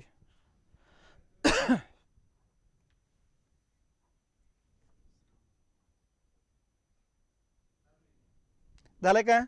ओके. मग जागतिकीकरणामध्ये गतीला महत्व आहे, आणि गतीसाठी या 3 गोष्टी त्या देशात असणं गरजेचे असतं. बघा, वेगवान माहिती तंत्रज्ञान, इंटरनेटचं जाळं असावं लागतं, कारण इंटरनेटचं जाळं असेल तर जगभरामध्ये कोणते बदल होऊ लागले ते बदल आपल्याला क्षणात कळावे, जेणेकरून आपण आपल्या तंत्रज्ञानामध्ये बदल करता येईल. म्हणून मोबाईल बघा दरवर्षी किती बदल करू लागले स्वतःमध्ये. प्रगत आणि वेगवान वाहतुकीचे जाळं, कच्चा माल कारखान्यापर्यंत, पक्का माल मार्केटपर्यंत किंवा विदेशी मार्केटपर्यंत पोहोचण्यासाठी प्रगत वाहतुकीची जाळं असणं गरजेचं आहे. आणि दूरसंचार सुविधा, मोबाईल, की जेणेकरून या ठिकाणी वेगाने आपापले कामं करता यावेत, घर बसल्या कामं करता यावेत. तर ही गोष्टी त्या देशात असणं गरजेचे आहे, तरच त्या देशाच्या जीवनाला गती येत असते. बघा, तर गतीसाठी या गोष्टी गरज आहे. ठीक आहे. आणि ही अपेक्षित वैशिष्ट्ये, भांडवलाचा प्रवाह इकडे तिकडे वाहणारे, तंत्रज्ञानाचा, वस्तू आणि सेवा आणि श्रमाचा, हे 4 मुद्दे नेहमी लक्षात ठेवायचे. आणि व्यापार पण मुक्त राहणार, हा, कारण जकातीच राहणार नाही ना. हां, आता याच्याबाबतची उपाययोजना कुठल्या कुठल्या आहेत हे बघा. उदारीकरणाच्या जेवढ्या उपाययोजना बघितल्या त्या जागतिकीकरणासाठीचे. खाजगीकरणाची उपाययोजना पण अंतिम ध्येय काय? जागतिकीकरणाचे. त्याही उपाययोजना जागतिकीकरणाबाबतच. असं समजू नका एवढ्या सांगितलं याचा अर्थ एवढ्याच चित्त्या. उदारीकरणाचे पण याच्यामध्ये येतील, खाजगीकरणाचे याच्यामध्ये येतील. झालंय काय? मग आता याच्यामध्ये बघा, या ठिकाणी पहिली उपाययोजना आहे जकात कर मुक्त प्रमाणपत्र योजना. हे बघा, जागतिकीकरणामध्ये आपला माल निर्यात नाही झाला आणि आपल्याकडे माल आयातच होत गेला तर देशातले कारखाने बंद पडून जातील. म्हणून निर्यात वाढवण्यासाठी आपण मग ही योजना सुरू केली होती. बघा, की बाबा निर्यात केल्या जाणाऱ्या वस्तूंवरती सुरुवातीला आपण जकात किती ठेवली? 30%. 110%वरून 30% आणली होती. आणि मग 30% सुद्धा या ठिकाणी काही देश उद्योगपतींना शिल्लक वाटायचे. मग त्यांना सांगितलं बाबा हे तुम्हाला 30% पण राहणार नाही, फक्त माल निर्यात करा तुम्ही. तर ही एक योजना सुरू करण्यात आली. जकात करात घट करण्यात आली आणि कोटा पद्धतीचे उच्चाटन करण्यात आले. जकात कर मग 110%वरून 30%वर आणला. आणि कोटा पद्धत म्हटलं की आपण निर्बंध टाकले होते, एवढ्या वस्तू येणार नाही, जाणार नाही, त्या बॉक्समध्ये टाकल्या. ते कोटा पद्धत रद्द केली. सुरुवातीला 340 वस्तू आपण त्या कोटा पद्धतीतून बाहेर काढलेल्या आहेत. बघा, ठीक आहे. कृषी निर्यात विभागाची स्थापना, APZ म्हणतात त्याला, ॲग्रिकल्चर प्रोसेसिंग झोन. शेतकरी वर्गाचं उत्पन्न सातत्यात वाढ व्हावी याकरता त्यांनी निर्माण केलेला माल जगभरात विकता यावं याकरता ॲग्रिकल्चर प्रोसेसिंग झोनची निर्मिती करण्यात आली. आणि त्या ठिकाणी मग त्या वस्तू निर्यात करण्यासाठी प्रोत्साहन देण्यात आलं.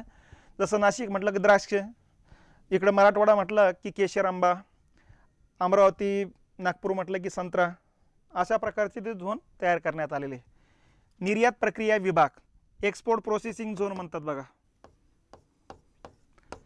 मग याचा उद्देश एकच आहे, जगभरात आपला माल निर्यात करायचा असेल तर जगभरातलं जागतिक दर्जाच्या वस्तू निर्माण करावं लागणार आहे. आणि जागतिक दर्जाच्या वस्तू निर्माण करण्याकरता सरकारनं स्वतःहून मग कारखाने काढलेत की जिथं जागतिक दर्जाच्या वस्तू निर्माण व्हाव्यात आणि निर्माण झालेल्या वस्तू 100% निर्यात व्हाव्यात. मग यासाठी सरकारनं 7 ठिकाणी EPZ निर्माण केले आणि एका ठिकाणी खाजगी क्षेत्रानं केलेले. अशी टोटल EPZ किती सध्या? 8 आहेत. मग ते 8 कुठले कुठले? नंबर 1 कांडला, हा भारतातला पहिला EPZ आहे, एक्सपोर्ट प्रोसेसिंग झोन आहेत. बघा,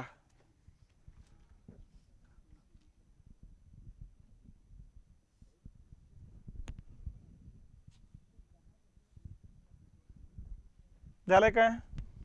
चला, मग आता कांडला हे भारतातलं पहिलं निर्यात प्रक्रिया झोन आहे, नंबर 1. नंबर 2 गुजरातमध्ये, असं लक्षात ठेवा. नंबर 2 आहे सुरत, गुजरातमध्ये. हा एकमेव खाजगी झोन आहे आणि हिरे व्यापाऱ्यांसाठीचा झोन आहे. नंबर 3 आहे सांताक्रूज, मुंबईला येतो, इलेक्ट्रॉनिक वस्तू निर्यात करणारा झोन आहे. नंबर 4 येतो कोची, केरळमध्ये, मसाल्याचे पदार्थ निर्यात करणारा झोन आहे. त्याच्यानंतर येतो चेन्नई, सॉफ्टवेअर निर्यात करणारा झोन आहे. नंतर विशाखापट्टणम, ठीक आहे, हा येतो जहाज निर्माण करणे आणि निर्यात करणारा झोन. नंतर फाल्टा येतो पश्चिम बंगालमध्ये, ठीक आहे. आता कशाचं निर्यात आहे माहिती नाही, तांदूळाची निर्यात ऐकतोय मी. त्याच्यानंतर नोएडा, लाकडी खेळणी निर्यात करणारं झोन आहे उत्तर प्रदेशमध्ये. असे टोटल 8 झोन आहेत बघा. मागच्या वेळेस प्रश्न होता भारतातला पहिला निर्यात प्रक्रिया झोन कोणता आहे, कांडला आहे, हा प्रश्न येऊन गेलेला आहे. ठीक आहे, झालंय ओके. आणि शेवटचा मुद्दा येतो SEZ, special economic zone, says म्हणतो आपण त्याला. सेजचा उद्देश काय होता, विदेशी गुंतवणूक भारतातली वाढावी, नंबर 1, रोजगार वाढावा, नंबर 2, उत्पादनात वाढ व्हावी, नंबर 3, देशातल्या वस्तूची किमती कमी व्हाव्यात, नंबर 4, नंबर 5, पायाभूत क्षेत्राचा विकास व्हावा, आणि नंबर 6, निर्यात वाढावी. लक्षात, हे असे अनेक उद्देश समोर ठेवून SEZची निर्मिती करण्यात आली. आणि SEZ अगोदर कुठल्या देशात होतं, चीनमध्ये होतं. आणि मग चीनचं बघून आपण 2000ला SEZला सुरुवात केलेली बघा. मग SEZ म्हणजे काय, तर 10,000 हेक्टरपर्यंत सरकारनं जमीन घेऊन द्यायची. त्या ठिकाणी सरकारनं रस्ते, वीज, पाणी, दळणवळणाच्या सुविधा निर्माण करायच्या. आणि विदेशी गुंतवणूकदारांनी त्या ठिकाणी मग प्लॉट तयार करून त्या ठिकाणी त्या विदेशी गुंतवणूकदारांना कारखाना काढण्याची परवानगी द्यायची. विदेशी गुंतवणूकदारांनी गुंतवणूक का करावी, कारण या ठिकाणी गुंतवणूक जर केली तर तुम्हाला 100% पुढचे 5 वर्षे टॅक्समध्ये सवलत दिल्या जाईल. 5 वर्षे, त्याच्या पुढच्या 5 वर्षे 50% सवलत दिली जाईल, त्याच्या पुढचे 5 वर्षे 25% सवलत दिली जाईल. मग एवढी सवलत भेटणार आहे, या गुंतवणूक करा, कारखाने काढा. लक्षात.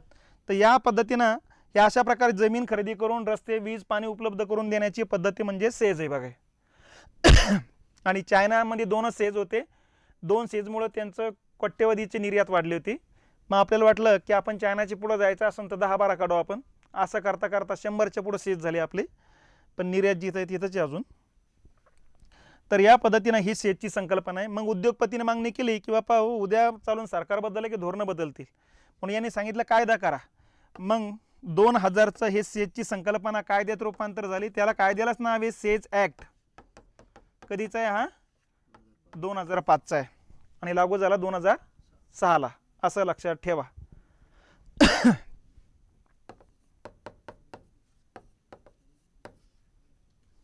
झालं का एवढं आहे, ठीक आहे. चला आता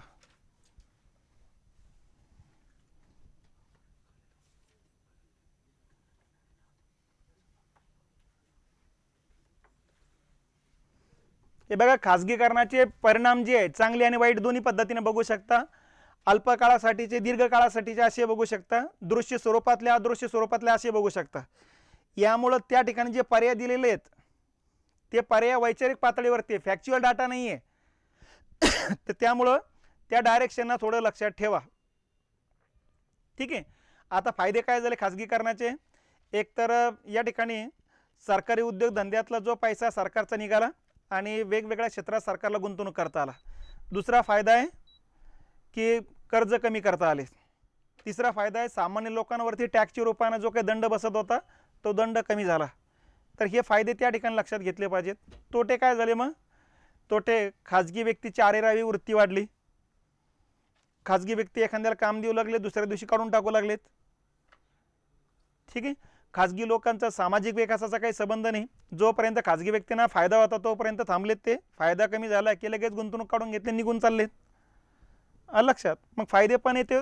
तर वैचारिक पातळीवरचे मुद्दे आहेत. मला असं वाटतं की त्याच्यामध्ये तुम्हाला काही असं ताण येणार नाही परीक्षेच्या वेळेस, त्यामुळे त्याचा लोड घेऊ नका. कारण मी जे सांगितले हेच खाली पर्याय दिसले तर ठीक आहे, कारण वैचारिक याच्यावरती ते त्यांचं डोकं लावतील आणखी. चला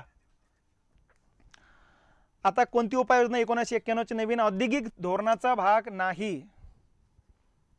कुठलं नाही मग, औद्योगिक परवाना पद्धतीची नष्टता रद्द करण्यात आली आहे.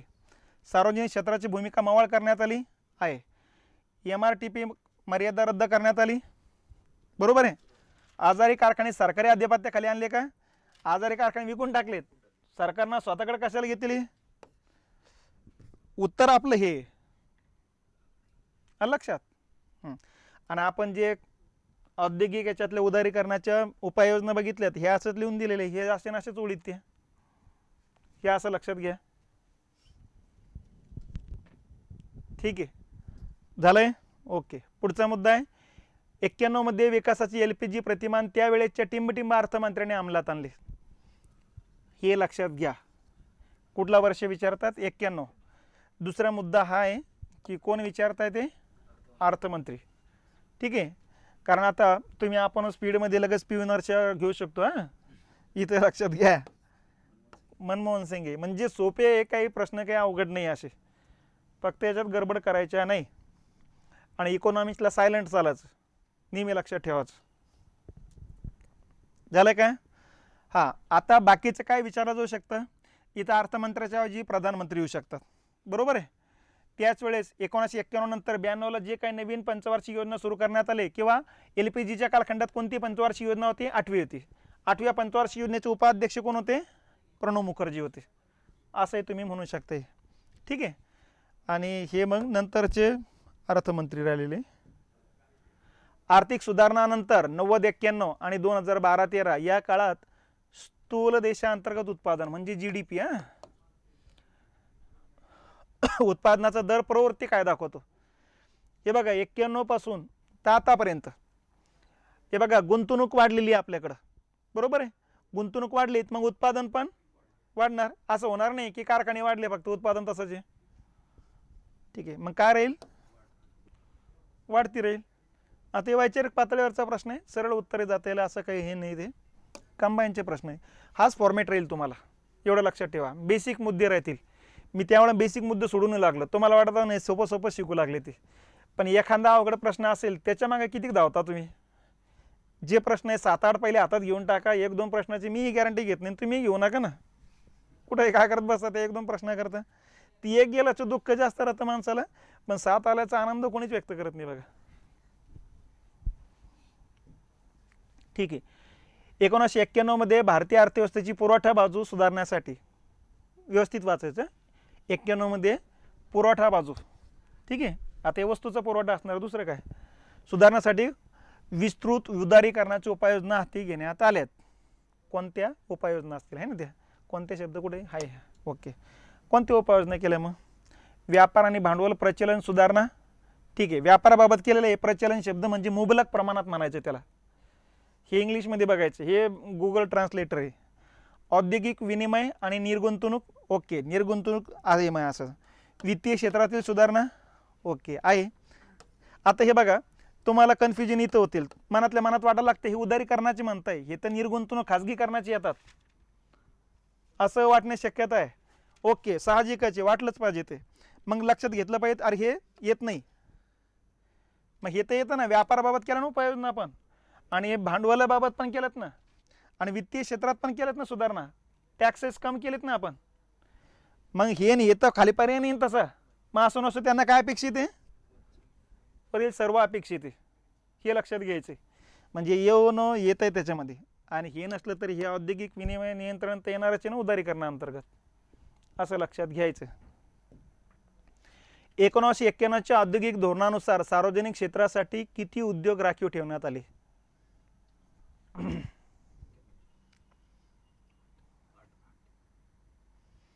ठीक आहे, आता ते पर्याय तुमच्या आता लक्षात आलेलेच आहे. ठीक आहे, पण यांनी इथं 18 टाकला असता, आता मग कन्फ्युजन वाढलं असतं. 18 पण ऐकलेले आपण, 8 पण ऐकलेले आहेत, 3 पण ऐकलेले आहेत, आणि आता 2 पण ऐकलेले. ठीक आहे, आताचा गोंधळ नाही, आताच्या हिशोबाने विचार करा. हा प्रश्न 19चा आहे. ठीक आहे, तर हे किती आहे मग? 8.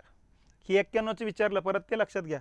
आणि त्यांनी जर सध्याचं विचारलं तर मग काय आलं असतं इथं? कुठलं ते सध्या आहे? 2च आहेत, ते 2 तर माहीतच तुम्हाला, अणुऊर्जा आणि रेल्वे. ठीक आहे, 1991 मध्ये भारतात आर्थिक सुधारणांची प्रक्रिया टिंबटिंबच्या सरकारने सुरू केली. 91 कोणाचं सरकार होतं मग? P V Narasimha. मग प्रश्नच ह्या अँगलनं असेल तर आपल्याला त्या अँगल भोवतीच सगळं शिकवणं गरजेचं होतं. खाजगीकरणाच्या उपाययोजनामध्ये हां इथं पण लक्षात घ्यायचं, पी व्ही नरसिंहरावच पर्याय नसेल तर मग राजीव गांधी पण निवडायला घाबरायचं नाही, कारण आर्थिक सुधारणांना सुरुवात खालीलपैकी कधी झाली असा एकदा प्रश्न येऊन गेला, आणि खाली उत्तर दिलेले आयोगाने 1985. मग 85ला म्हटलं, 85ला कोण होते? राजीव गांधी होते. त्यामुळे असं काही फिक्स धरून बसू नका. पण इथं क्लिअर कट दिलं 91ला कोण होते, 91ला हेच होते. मग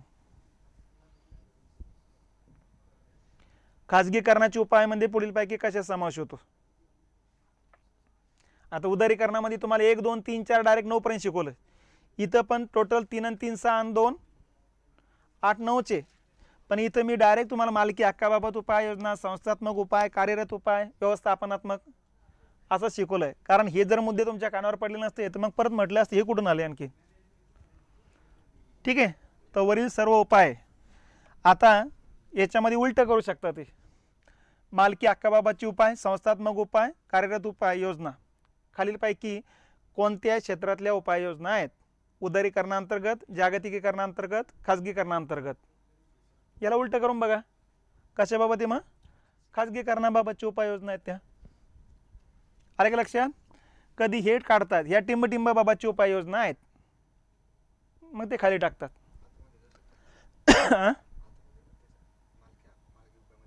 हो हो, जागतिकीकरणामध्ये पण येतील ते. झालंय. भारतातील आर्थिक सुधारणांच्या अनुषंगाने खालील विधाने विचारात घ्या. उदारीकरण ही भारतातील सुधारणांची दिशा दाखवते, बरोबर आहे. बरोबर आहे. खाजगीकरण ही भारतातील सुधारणांचा मार्ग दाखवते, बरोबर आहे. जागतिकीकरण हे भारतातील सुधारणांचे अंतिम ध्येय दाखवते, बरोबर आहे. आता ह्यावेळेस असं दिलं ना, ते काय करणार हे माणूस मला माहिती. आता हे जो आता प्रश्नपत्रिका तुमचा काढणार आहे ना, तो नवीन डोकं लावणार नाहीये. तो मागच्या प्रश्नपत्रिका घेईल आणि हे पर्यायातले प्रश्न प्रश्नपत्रिकेत घेईल आणि प्रश्नपत्रिकेतले मुद्दे खाली घेतील.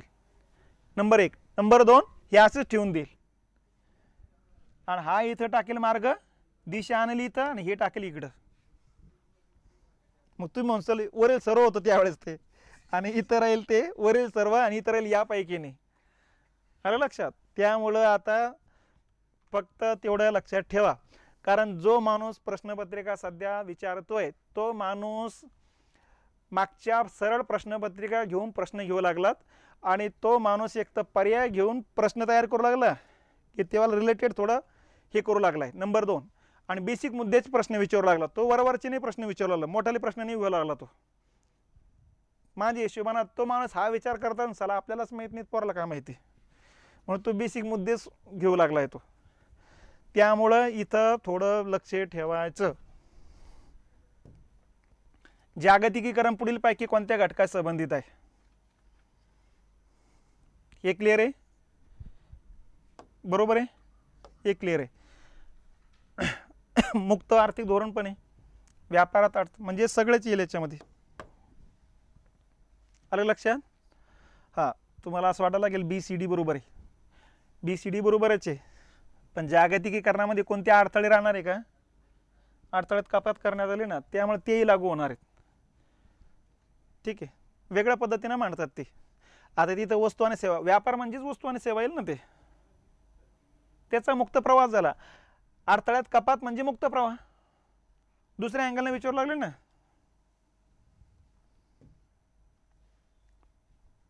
हे बघा, याला म्हणायचे बेसिक मुद्दे, बेसिक प्रश्न म्हणायचे याला. लॉंग फॉर्म विचारला, ठीक आहे. कुठला आहे मग? पण मग आपण कधी कधी आता ते तुमचं आता भरपूर वेळचे वाचन झालेलं आहे. हे लिक्विडिटी, प्रॉफिटेबिलिटी, हे ग्रोथ वगैरे पण ऐकलेलं असतं. शेअर बाजारात संबंधित काही दिवस डोकं लावलं तर मला लक्ष द्यायला लागतं, हे इकडं आहे. कारण लिक्विडिटी तिकडं आहे ना, ते द्रव्यता किती पैसा तुमच्याकडे, ते म्हणतात तुमच्याकडे किती लिक्विडिटी सध्या, काय ग्रोथ आहे तुमचा शेअरची, 4% 2% असं करतात ते. भारतातील नवीन आर्थिक सुधारणा काँग्रेस सरकारने कोणाच्या नेतृत्वाखाली सुरू केल्या?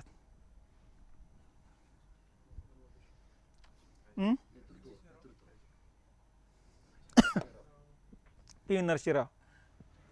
आता इथं एकच प्रश्न राहिला विचारण्याचा की 1991ला ज्या काही नवीन आर्थिक सुधारणा PV नरसिंहराव यांनी सुरू केल्यात,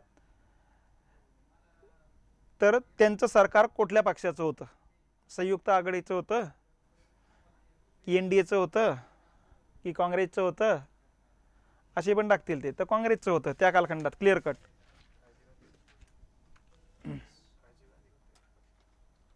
कुठले? राजीव गांधी येईल तसं काही नाही, पण इथं अपेक्षित त्यांना हेच आहेत, याच्यात काही हे होणार नाही. ज्यावेळेस त्यांना राजीव गांधी विचारायचं त्यावेळेस खाली पी व्ही नरसिंहराव राहणार नाही, किंवा दोन्ही पण ठेवले तर वर्षेच टाकतील ते. राज्यघटनेचं आहे हा. ठीक आहे.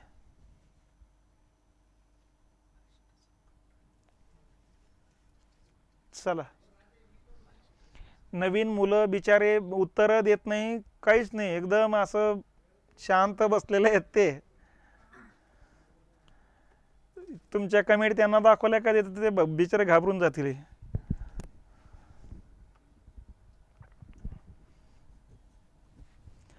नवीन जणांनी उत्तर देत चला, आता फीस भरलेलीच आहे तर कशाला सोडता आम्हाला.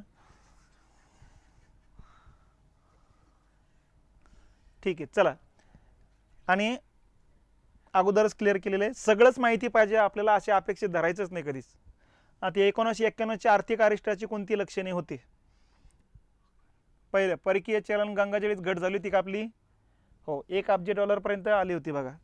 मग हे क्लिअर आहे ना, बस झालं. हे बाकीचे नंतर डोकं लावू. कुठं कुठे बघा, इथं आहे, इथं आहे, इथं आहे, इथं नाही, म्हणजे जाऊ दे, एक पर्याय कटवला आपण. जर माहीत नसेल तर आपण त्या अँगलनं पण विचार करत चालू ना. भारतीय विदेशी कर्जात आंतरराष्ट्रीय धनकोकडून फेरमंजुरी. आता मग तुमच्या लक्षात येईल साले वाचण्यात नाही आलंय, मग सोडून द्या, नंतर बघू त्याला. राजकोषी तुटीत वाढ झाली होती की या काळात? यस, 8%. आपण क्लिअर कट जी माहिती आहे ना आपल्याला ती गरज धरू आपण. क पण आलं पाहिजेत. क कुठे मग? इथं आहे. क इथं पण आहे. आता याच्यात असून काही फायदा नाही, याच्यात पण आहे, आणि याच्यात तर नसल्यामुळे हे कटलेलंच आहे. लक्षात, याच्यात क नाही ना, मग हे कटलं. आता पर्याय जरी कमी केले तरी तुमची उत्तर येण्याची शक्यता वाढते आणखी. चला, 60 सुवर्ण विक्री केली का?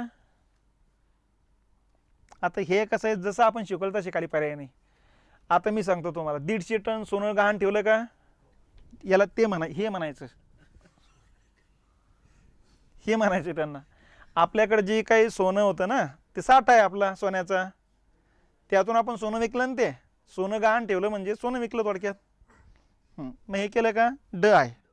हां, मग ड असलं पाहिजेत आपल्याकडं आणखी. आता याच्यात ड नाही, झालं उत्तर. मग याचे काही ताण येतो का? आता ताणच येत नाही ना. उत्तराचे पद्धती आपण आपले डेव्हलप करून घ्या. चला,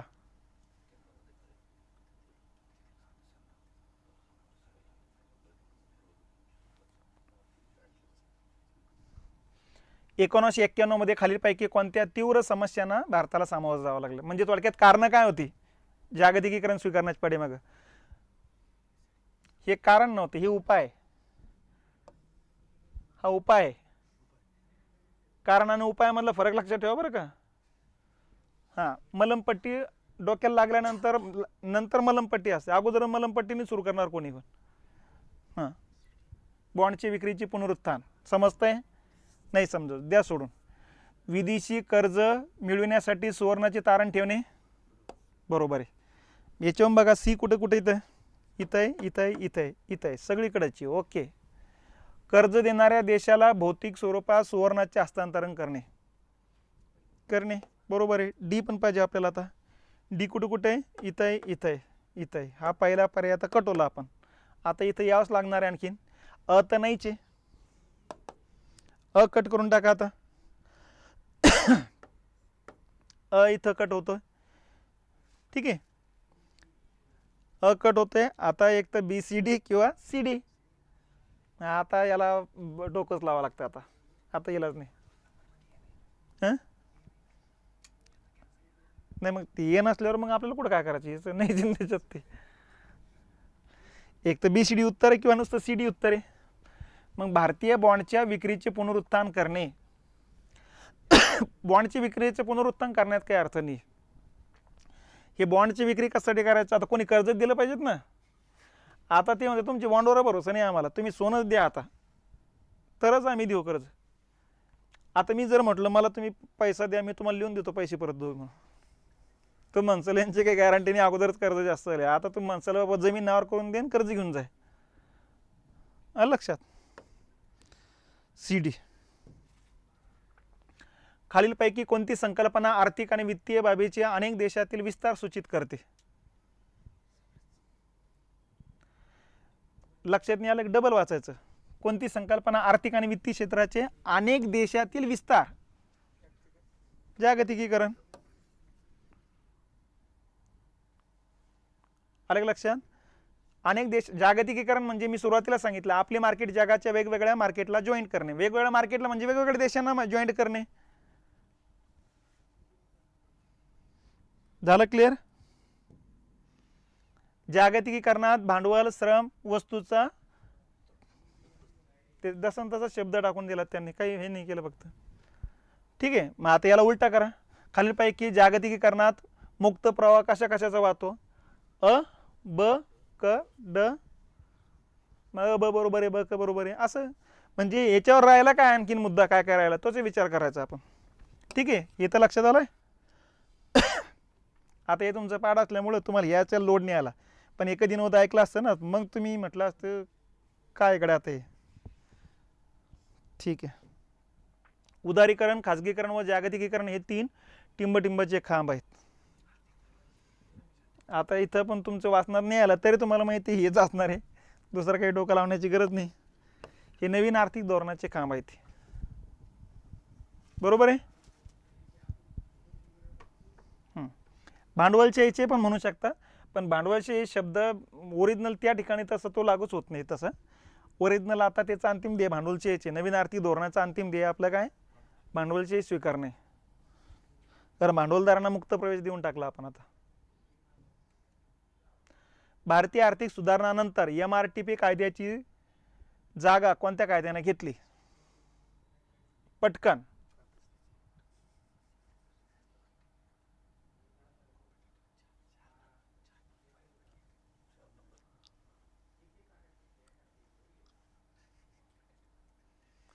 एक आणि दोन तुम्ही जे मारताय ना, मला कोणत्या हिशोबाने हे करा काहीच समजत नाही. तुम्ही हे MRTP कायदा आहे, फेमा कायद्याचा काय संबंध आहे? तो फेरा आहे, तो फेरा पाहिजे असतं मग तिथं.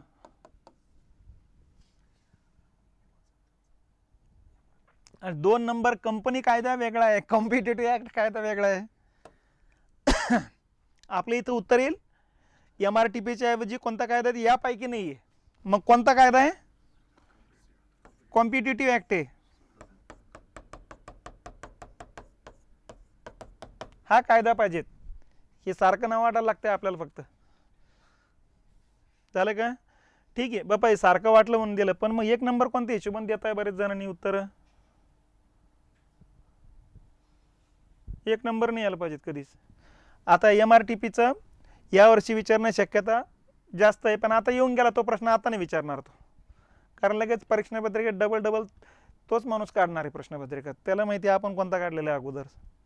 पण या वर्षी याच्यात सुधारणा झालेली, तो याच अँगलनं विचारता दुसऱ्या अँगलनं विचारेल. MRTP कायदे आपलं कॉम्पिटिटिव्ह ऍक्ट कायद्यात दुसऱ्यांदा सुधारणा कधी झाली? तर कधी झाली मग? 23ला. यावर्षी पहिली सुधारणा झाली 7ला, असं लक्षात ठेवा. पहिली सुधारणा 7ला झाली, लागू झाली 9ला. दुसरी सुधारणा 23ला झाली, लागू झाली 23लाच. हा, याला स्पर्धात्मक कायदा म्हणायचं मराठीमध्ये आपण. ठीक आहे. जागतिक आपलं खाजगीकरण व जागतिकीकरण धोरण कोणत्या प्रधानमंत्र्यांनी जाहीर केले?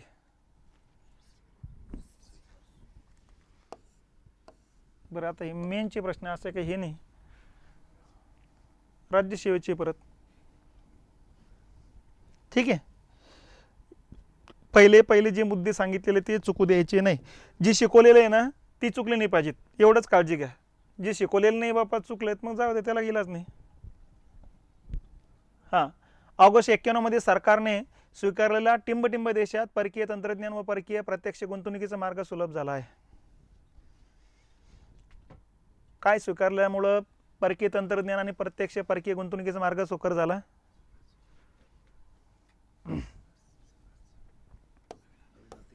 नवीन आर्थिक धोरण. त्याच्यामध्ये उदारीकरण येतं, खाजगीकरण येतं, जागतिकीकरण सगळंच येतं ना.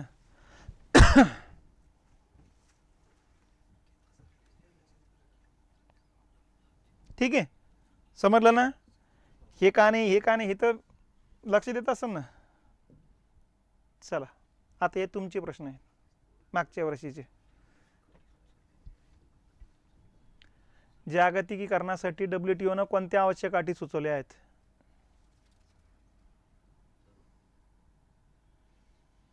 हा प्रश्न रिपीट झालेला आहे ना? हो, हे टाकलं होतं आणि व्यापारात अडथळे कपात असं टाकलं होतं इथं, आणि हे फक्त वेगळं आलं.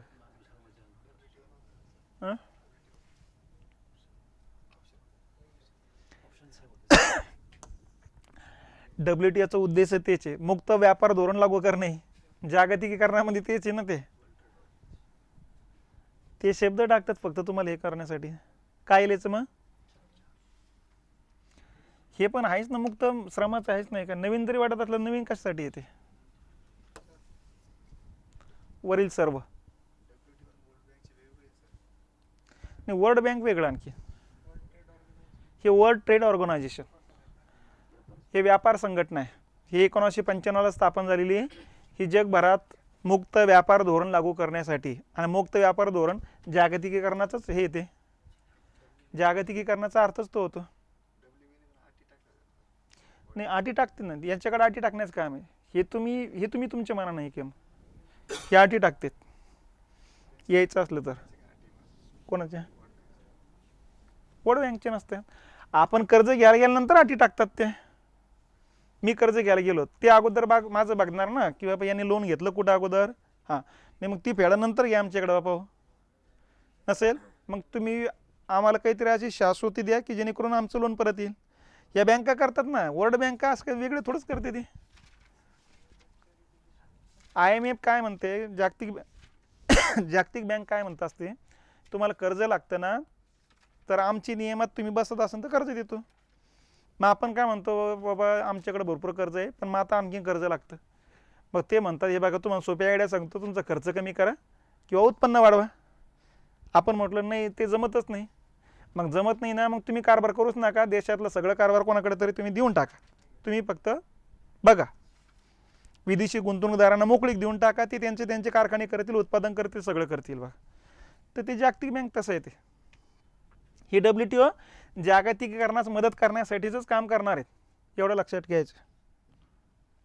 93-94 अर्थसंकल्पात आयात शुल्काचा दर 110% टिंब टक्क्यापर्यंत करण्यात आला. तर किती टक्क्यापर्यंत करण्यात आला? मग तो 85% कमी करण्यात आलाय. आलाय का लक्षात? थोडा वेळ बंद करतो. ठीक आहे, पण किती करण्यात आलं म्हटलं तर मग 30% करण्यात आला.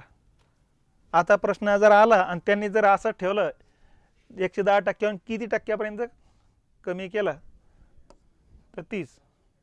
किंवा 1991ला 110%वरती होता, 1991ला 1993ला किती टक्क्यापर्यंत जकात कर केला, तर मग 30% केला. आज किती? आजचं विचारलं तर 10%. खाजगीकरणाच्या प्रक्रियेत कोणत्या बाबी अपेक्षित असतात? सार्वजनिक क्षेत्र हे खाजगी गुंतवणुकीसाठी खुले करणे, बरोबर आहे. चला इथंच या खाली. आता कुठे हे बघा, इथं आहे, इथं आहे, इथं आहे, इथं नाही. ठीक आहे, मुक्त व्यापार धोरण खाजगीकरणामध्ये. ठीक आहे, उदारीकरण किंवा जागतिकीकरण म्हणजे असं गृहीत धरू. विशेष आर्थिक क्षेत्र येऊ शकतं. खाजगी लोकांनाच या ठिकाणी गुंतवणूक करण्याची परवानगी द्यायची ना, सरकारी थोडंच येते. ठीक आहे, असं समजू, आपल्याला माहीत नाही बाबा. सरकारी उद्योगाची मालकी खाजगी क्षेत्राकडे हस्तांतरित करणे, हे क्लिअर कट आहे. मग आणि ड आहे का? आहे. मग त्यांना उत्तर हीच अपेक्षित आहे. हां, पण मग ड असं पर्यायच नाही कुठं. मग समजून घ्यायचं, हे पण त्याच्यामध्ये येतील. कारण विशेष आर्थिक क्षेत्र असं काही नाही की ते खाजगी लोकच गुंतवणूक करणार आहेत ना, की असं थोडंच आहे की सरकारच गुंतवणूक करणार तिथं. अलग लक्षात. इथं उत्तर येतं मग आणि ड. भारताचं जून 1991 मधील परकीय चलन साठा.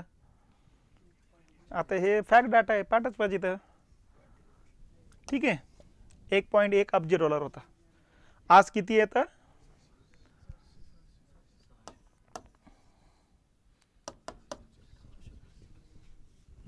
600 अब्ज डॉलर प्लस आहे. झालं.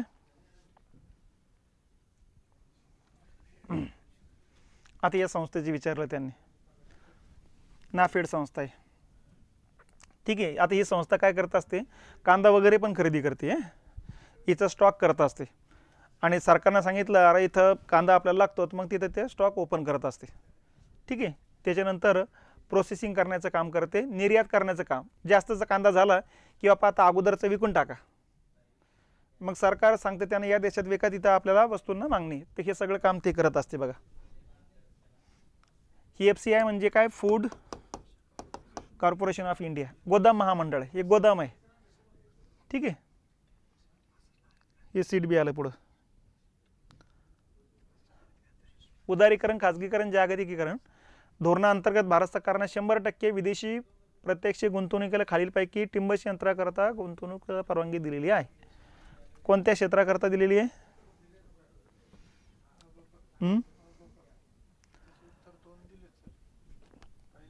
नाही पण हे पण आहेत ना.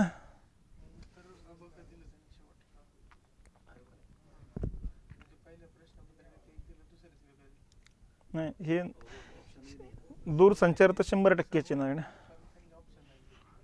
खाजगी विदेशी बँका पण हे येणारच. ठीक आहे. हां नाही नव्हत्याच ना, पण जागतिकीकरणानंतर आलेत ना ते. औषधाला पण दिलेली बकड आहे का कुठे ते? हे उत्तर असायला पाहिजे त्याचं. उत्पादनामध्ये 100% नाही दिलेले ना आपण. नाही तरी बघून घे, दुसरा पर्याय बघून घ्यावा लागेल आपल्याला. ठीक आहे. माझ्या हिशोबाने हे असायला पाहिजेत, कारण उत्पादन क्षेत्रामध्ये काही काही क्षेत्राला परवानगी नाही.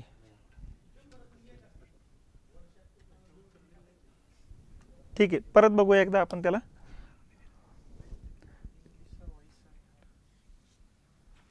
कारण हे काय आताच नाही, ते 91चं विचारता येते.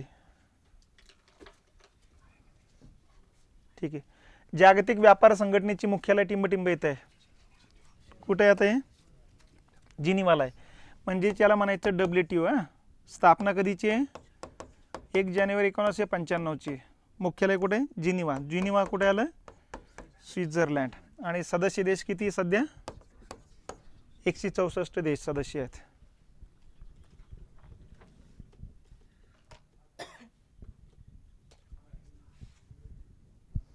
झालंय.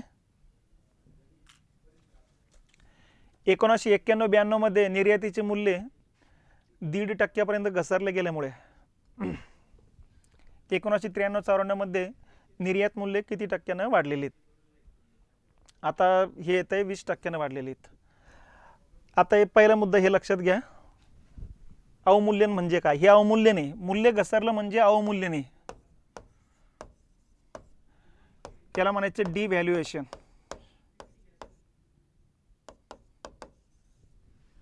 ठीक आहे. डिव्हॅल्युएशन म्हणजे काय आता ते लक्षात घ्या. हे बघा, सध्या आपली निर्यात होते कमी रकमेची, समजून घ्यायचे 100 कोटीची, आणि आयात होते आपली 200 कोटीची. म्हणजे आपला व्यापार कसा आहे? तुटीचा आहे. कितीची तूट आहे? 100 कोटीची तूट आहे. मग मागच्या वर्षी 100 कोटी, त्याच्या मागच्या वर्षी 100 कोटी, त्याच्या मागच्या वर्षी 100 कोटी, तूट वाढत चालली. तूट वाढत चालली म्हणजे कर्ज वाढत चाललं आपलं.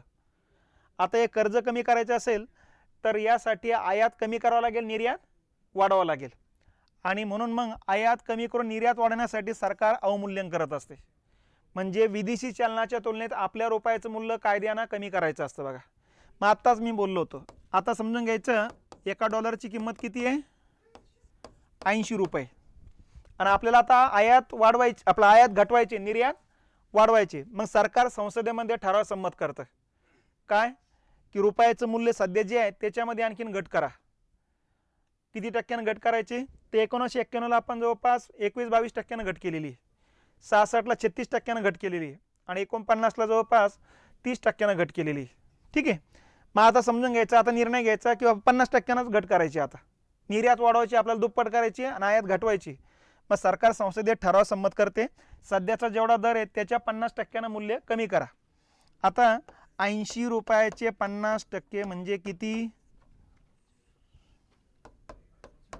8×45 म्हणजे याच्यात 40 रुपये ॲड करायचे, लक्षात. आणि दुसऱ्या दिवशी मग $1 कितीला? 8×4 12, 120 रुपयाला. इथं रुपये वाढले, मग ज्याचा पुरवठा वाढतो त्याची किंमत कमी होते. हा नियम आहे अर्थशास्त्राचा.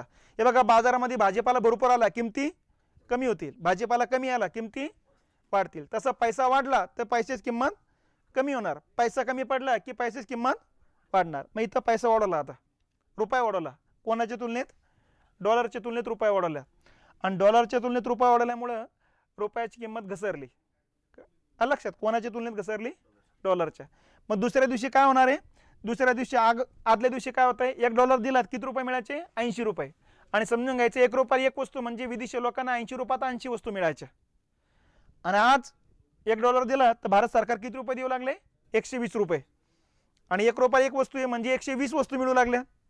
मग विदेशी लोक म्हणतात, अरे स्वस्त दिसू लागले, 50% स्वस्त झाला भारतातला माल. मग विदेशी लोक जास्तीत जास्त माल खरेदी करेल म्हणजे आपली निर्यात वाढेल. आणि दुसऱ्या बाजूला आयात घटेल. आयात कशी घटेल? मी भारतीय आहे, मला विदेशातून वस्तू काल आयात केली तर $1 मिळत होती, म्हणजे किती रुपयाला मिळत होती? 80 रुपयाला. आज या ठिकाणी डॉलरच किती रुपयाला मिळू लागला मला? 120. $1 वस्तू येते, पण $1 घेण्याकरता मला आज 120 रुपये लागू लागलेत.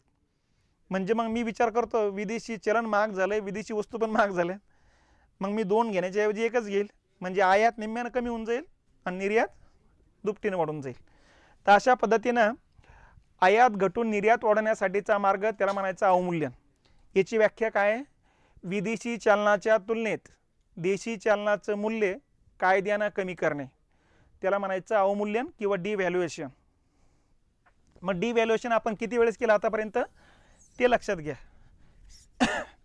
3 वेळेस केलेले. पहिल्यांदा केलं आपण 1949ला. किती अवमूल्यन केलं? पहिल्यांदा 30.5% केलं. कोणत्या परकीय चलनाच्या तुलनेत केलं? फक्त डॉलरच्या तुलनेत केलं, ठीक आहे. दुसऱ्यांदा केलं आपण 1966ला. किती टक्क्यानं केलं? 36.5%. कोणत्या चलनाच्या तुलनेत केलं? डॉलर बरोबर नाही, युरो नव्हताच नाही या काळात, पाऊंडच्या तुलनेत केलेले, ठीक आहे. आणि तिसऱ्यांदा केलं आपण 1991ला. ते 2दा-3दा केलं, 3 जुलै, 5 जुलै आणि 15 जुलैला केलेले. टोटल 21.5% केलं. कोणत्या चलनाच्या तुलनेत? डॉलर 1, पाऊंड 2, ठीक आहे, येन 3, फ्रँक 4 आणि मार्क 5. या 5 चलनाच्या तुलनेत केलं. मार्क कोणाचे चलन आहे? मार्क कुठल्या देशाचं चलन आहे?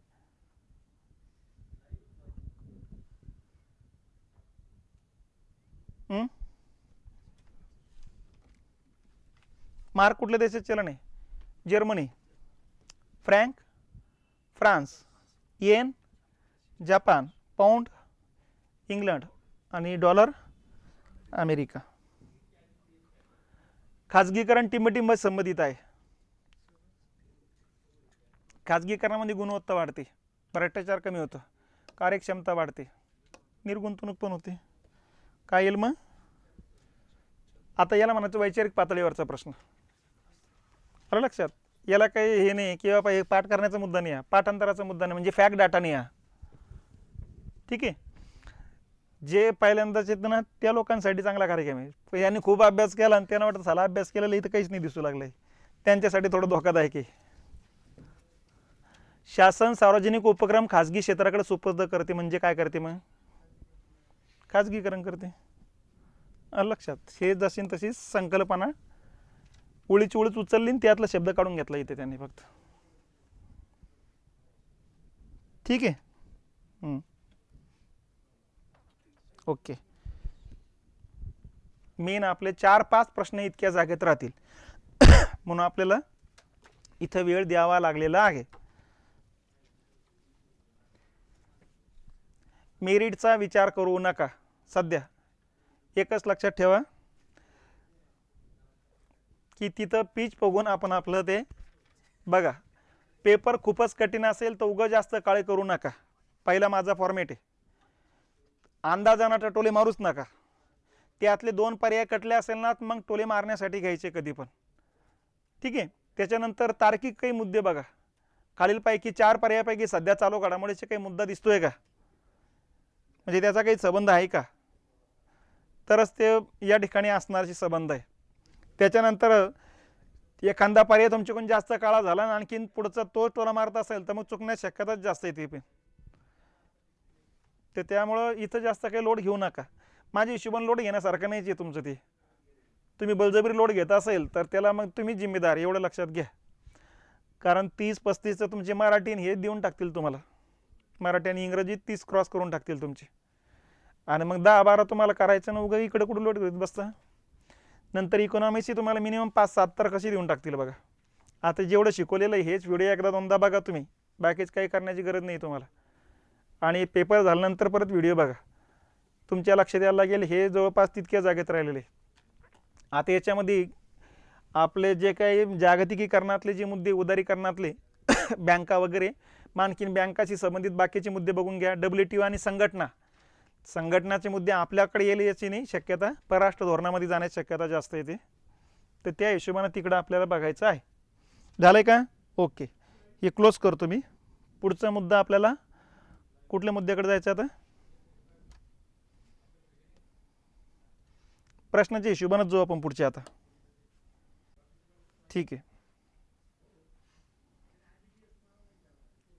कशात जायचं आहे? बँका, नॅशनल इन्कम तर बऱ्यापैकी क्लिअर करून दिलेलं आहे तुमचं. पंचवार्षिक योजना,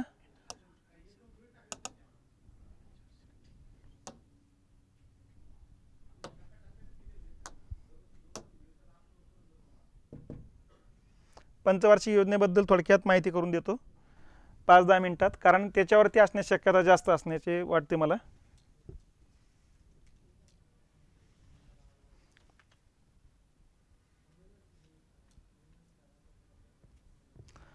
संघटना घेऊ, उद्याचा दिवस आहे आपल्याकडे आणखी, त्यामुळे एवढे लोड घेऊ नका. आता संघटना हे सगळं इकॉनॉमीचे जेवढे वाटतात मला तेवढे सगळे उरकून टाकू आपण ते.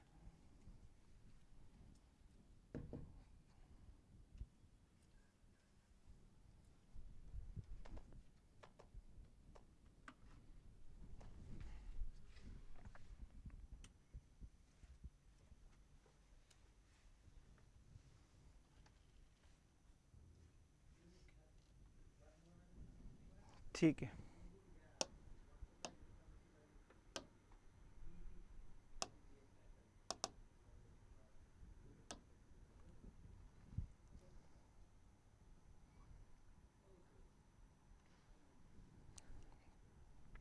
आर्थिक नियोजनामध्ये आर्थिक नियोजनाचे प्रकार वगैरे तुम्हाला काही विचारण्याची शक्यता नाही बघा. डायरेक्ट पंचवार्षिक योजनेतला एखादा योजना कार्यक्रम विचारण्यात जाण्याची शक्यता जास्त आहे. ठीक आहे.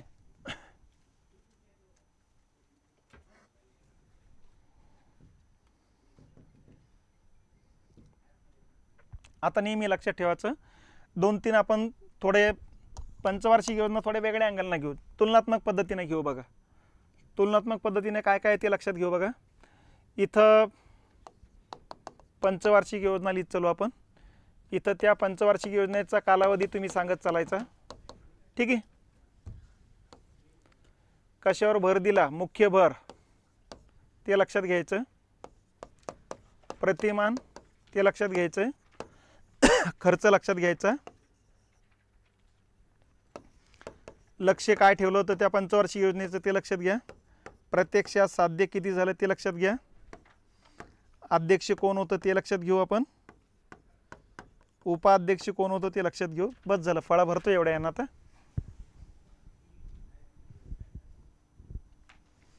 PYQ पण घेऊ, पण हे 5-10 मिनिटात एकदा ओव्हरलक करून घेऊ एकदा हे. ठीक आहे. आता हे बघा, पहिली पंचवार्षिक योजना, आता मी शॉर्टकटच टाकतोय. पहिली पंचवार्षिक योजना म्हणजे 1 नंबर टाकतो इथं. कालावधी कुठला आहे? 51 ते 56 आहे. कशावर भर दिलेला आहे पहिल्या पंचवार्षिक योजनेत? शेती आणि सिंचनावर भर दिलेला आहे. बरोबर आहे. कुठलं प्रतिमान स्वीकारलं तर पहिल्या पंचवार्षिक योजनेमध्ये? तर हेरॉल्ड आणि डोमर फक्त ऐकत चला आता, ठीक आहे. खर्च किती केला होता? 4178. इथंच लिहितो कोटी रुपये, ठीक आहे. लक्ष ठेवलं होतं 2.1% प्रत्येक वर्षी GDPचा दर वाढवण्याचा. प्रत्यक्षात साध्य झालं 3.6%, ठीक आहे. आणि इथं अध्यक्ष होते पंडित नेहरू आणि उपाध्यक्ष होते गुलजारीलाल नंदा. मग या दोघांनी एकत्रित येऊन पहिल्या पंचवार्षिक योजनेचा प्लॅन तयार केला होता. मग शेतीवरतीच भर दिला होता. त्याचं कारण होतं देशाच्या फाळणीमुळं कृषी उत्पादक पट्टा पाकिस्तानमध्ये गेला होता. नंबर 2 होतं कारखाने राहिले भारतामध्ये आणि कच्चा माल उत्पादक गेला पाकिस्तानमध्ये, म्हणून देशामध्ये शेती उत्पादनात वाढ करणं गरजेचं होतं. आणि यासाठी पहिल्या पंचवार्षिक योजनेमध्ये शेती आणि सिंचनावर भर देण्याचं टार्गेट टाकलं होतं बघा. मग याचा फायदा अन्नधान्याच्या उत्पादनात वाढ होण्यासाठी झालेलाच दिसतोय, ठीक आहे. दुसरा मुद्दा आहे दुसरी पंचवार्षिक योजना. कालावधी कुठला येतो याचा? हिचा कालावधी येतो 56 ते 61चा कालावधी. या पंचवार्षिक योजनेत भर दिला होता जड आणि मूलभूत उद्योग.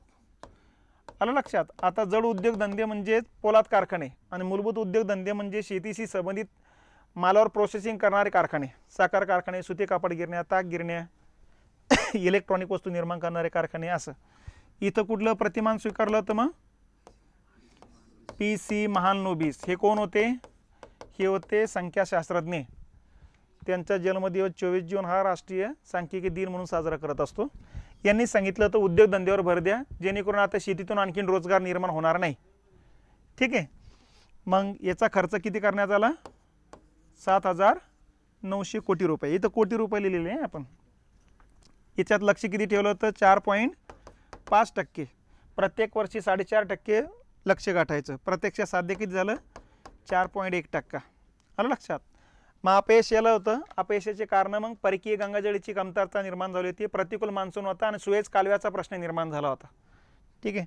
अध्यक्ष कोण होते या पंचवार्षिक योजनेचे? पंडित नेहरूच होते. आणि उपाध्यक्ष सुरुवातीला गुलजारीलाल नंदा होते आणि नंतर मग 1961ला VT कृष्णमाचारी आली होती,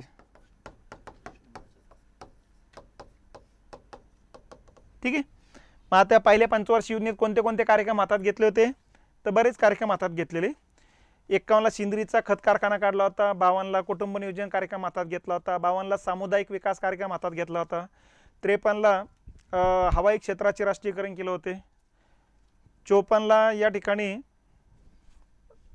54ला कुठला येईल? 54ला काहीच नाही ना. 55ला SBIची स्थापना आहे, ICICIची स्थापना आहे. तर हे पहिल्या पंचवार्षिक योजनेत. दुसऱ्या पंचवार्षिक योजनेमध्ये 56ला LICची स्थापना आहे, दुसरे औद्योगिक धोरणे जड आणि पोलाद कारखान्यावर भर देणारे. त्याच्यानंतर UGCची वैधानिक दर्जा देण्यात आलेला आहे 56लाच. ONGCची स्थापना आहे, ठीक आहे. त्याच्यानंतर 57ला बलवंतराव मेहता समिती आहे, आर्थिक सत्तेचे विकेंद्रीकरण करण्याचा धोरणात्मक निर्णय, ठीक आहे. 58ला BSEला वैधानिक दर्जा देण्यात आलेला आहे संस्थेला. 59ला ऑइल इंडिया लिमिटेडची स्थापना आहे आणि 3 ठिकाणी पोलाद कारखाने काढण्यात आले. भिलाई छत्तीसगडमध्ये येतं आहे, रशियाच्या मदतीनं पोलाद कारखाना काढलेला आहे. रूरकेला ओरिसामध्ये आहे, पश्चिम जर्मनी होतं त्या काळात, त्याच्या सहकार्याने. आणि दुर्गापूर ब्रिटनच्या सहकार्याने पश्चिम बंगालमध्ये कारखाना काढण्यात आलेला आहे. तर ह्या दुसऱ्या पंचवार्षिक योजनेतल्या घटना लक्षात ठेवायच्या. तिसरी पंचवार्षिक योजना कुठला कालावधी आहे? 61 ते 66चा आहे. कशावर भर दिला? शेती आणि मूलभूत उद्योगावर भर दिला. जड उद्योगधंदे काढून टाकले आता, ठीक आहे. प्रतिमान महालनोबिसचंच होतं बघा. खर्च 11,600 कोटी रुपयाचा आहे. लक्ष किती ठेवलं होतं? 5.6. प्रत्यक्षात साध्य किती झालं? 2.8. अध्यक्ष कोण होते या काळात? पंडित नेहरू होते. सुरुवातीला 64ला मृत्यू झाला त्यांचा. मग लाल बहादूर शास्त्री आले, ठीक आहे. यांच्या काळात मग उपाध्यक्ष कृष्णमाचारी होते सुरुवातीला आणि लाल बहादूर शास्त्री जसे आले तसे अशोक मेहता मग उपाध्यक्ष आले, ठीक आहे. मग या पंचवार्षिक योजनेतले कार्यक्रम कुठले कुठले? 64ला IDBIची स्थापना आहे, 64ला UTIची म्युच्युअल फंड आहे UTIची स्थापना आहे, त्याच्यानंतर 65ला FCIची स्थापना आहे, फूड कॉर्पोरेशन ऑफ इंडिया, 65लाच हरित क्रांतीला सुरुवात होती आपल्या, आणि 65लाच आधारभूत किमती ठरवणाऱ्या आयोगाची स्थापना पण आहे. आलं लक्षात? तर या पद्धतीने लक्षात ठेवा. आणि ह्या घटनावरती असण्याची शक्यता प्रश्न जास्त आहे, कारण 64ला पुढच्या वर्षी 60 वर्षी होत आहे. लक्षात? आणि 65च्या घटनेला त्याच्या पुढच्या वर्षी 60 वर्षी होतील. त्यामुळं आता 60वं वर्षी चालू झालेलं आहे, म्हणजे हिरक महोत्सवी वर्ष. तर त्यामुळं 64च्या घटना लक्षात ठेवा. IDBI आणि UTI या दोन संस्थेची स्थापना आहे बघा. झालं का? ओके. मग ह्या पंचवार्षिक योजनेमध्ये अपयश का आलं? तर 62ला भारत चीन युद्ध, 65ला भारत पाकिस्तान युद्ध, 65 ते 67 पर्यंत पडलेला दुष्काळ.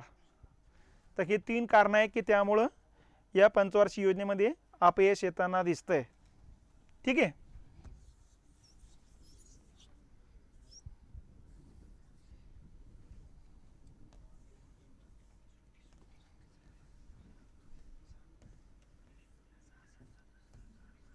आता चौथी पंचवार्षिक योजना कुठला कालावधी आहे? 69 ते 74. कशावर भर दिला? स्वावलंबनावरती भर दिलेला आहे. ठीक आहे. प्रतिमान काय होतं?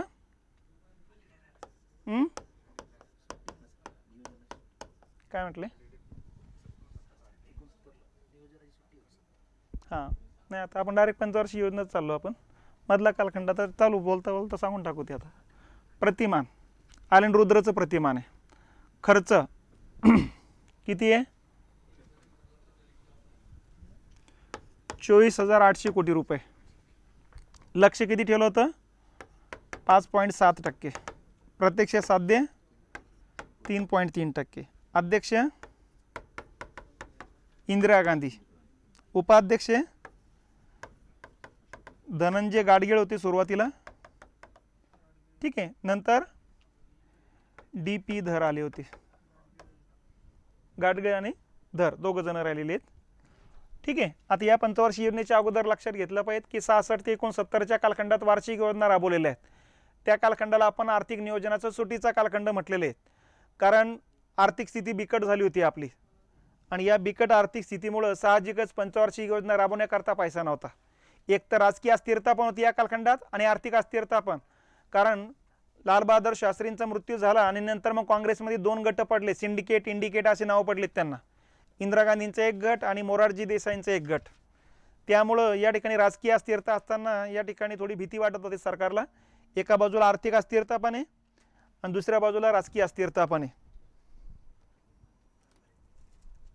ठीक आहे. आणि त्यामुळे वार्षिक योजना राबवताना दिसतो आपण. आणि म्हणून मग या वार्षिक योजनेमध्ये जास्त काही कार्यक्रम हातात घेतलेले नाही. 66ला झडपीकडं कुटुंब नियोजनाचा कार्यक्रम, आपलं कुटुंब कल्याण कार्यक्रम देण्यात आलेला आहे, आणि 66ला दुसऱ्यांदा अवमूल्यन केलेले आहे. 2च घटना आहेत या ठिकाणी लक्षात घेण्यासारख्या. मग चौथी पंचवार्षिक योजनेच्या कालखंडात अनुकूल वातावरण तयार झालं, हरित क्रांतीला सुरुवात झालेली आहे. ठीक आहे. आणि हरित क्रांतीचं चित्र दिसायला लागले आता, आणि म्हणून पैसा आला, राजकीय स्थिरता पण निर्माण झाली, आणि त्यातून मग चौथी पंचवार्षिक योजना सुरू करण्यात आलेली आहे बघा. आणि या पंचवार्षिक योजनेच्या कालखंडामध्ये मग आता 69ला कुठले कार्यक्रम हातात घेतले? तर 14 बँकांचं राष्ट्रीयकरणाचा निर्णय घेतलेला आहे. पहिला निर्णय. 69लाच अग्रणी बँक योजना सुरू करण्यात आलेली आहे. लक्षात? 69लाच MRTP नावाचा कायदा करण्यात आलेला आहे. बरोबर आहे. तर ह्या 3 69च्या घटना आहेत बघा. त्याच्यानंतर 71च्या कालखंडामध्ये बोकारो आणि विजयनगर या ठिकाणी पोलाद कारखान्याची स्थापना होती. ठीक आहे. 71ला गरिबी हटावची घोषणा देण्यात आली. याच पंचवार्षिक योजनेत घोषणा आहे, अंमलबजावणी झाली 5व्या पंचवार्षिक योजनेमध्ये. ठीक आहे. त्याच्यानंतर याच पंचवार्षिक योजनेमध्ये पुढं 1974ला बाकीचं काहीच नाही जास्त असं. ठीक आहे. कशाचं नाही नंतर ते. तर एवढ्या घटना. फक्त अपयश का आलं? तर 71चं भारत पाकिस्तान युद्ध, 72चा सगळ्यात मोठा दुष्काळ, आणि 73ला पहिला ऑइल शॉक, पहिला तेल झटका, हे त्याचं कारण होते बघा.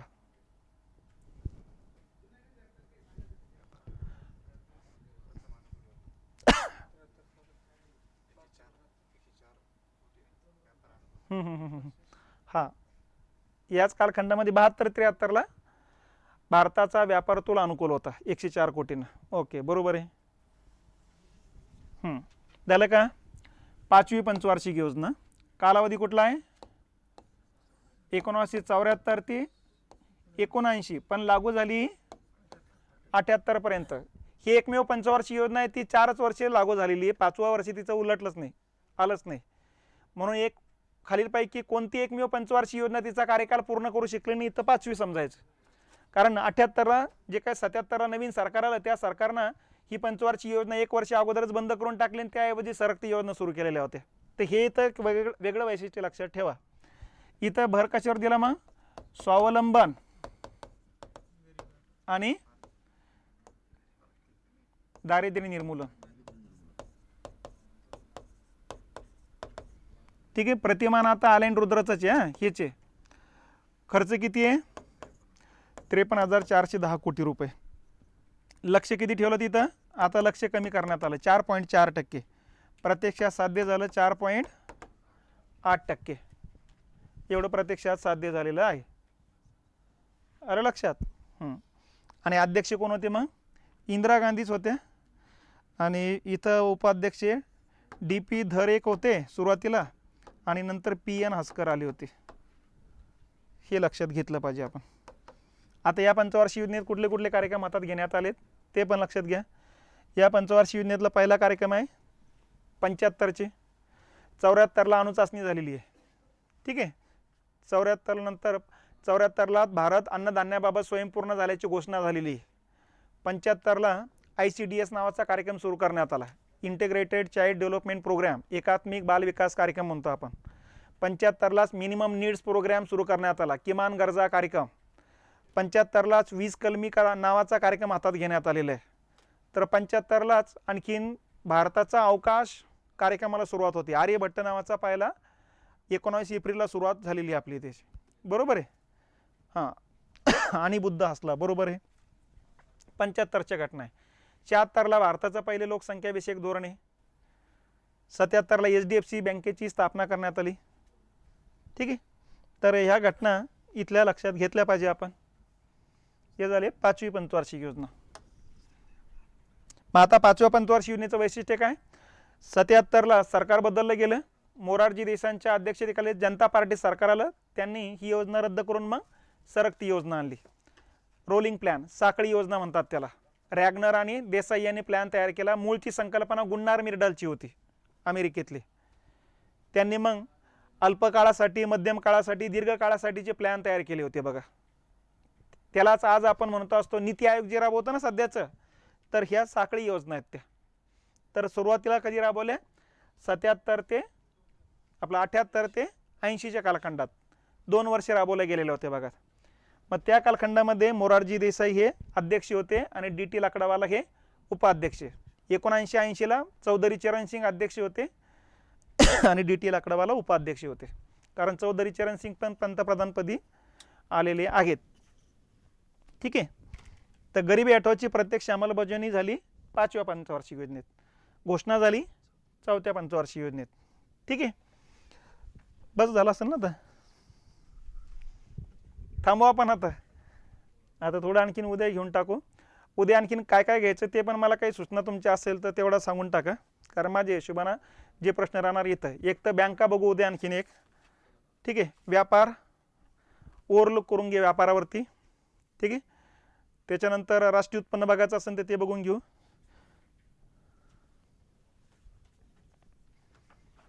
उद्या ते करू आपण. आता उद्या भरपूर वेळ आहे आपल्याकडे. तसं भूगोलचे काही मुद्दे बघून घेऊ आपण. आणि याचे प्रश्न घेऊन टाकू पंचवार्षिक योजनांचे. संघटना एक घेऊन टाकू. ओके.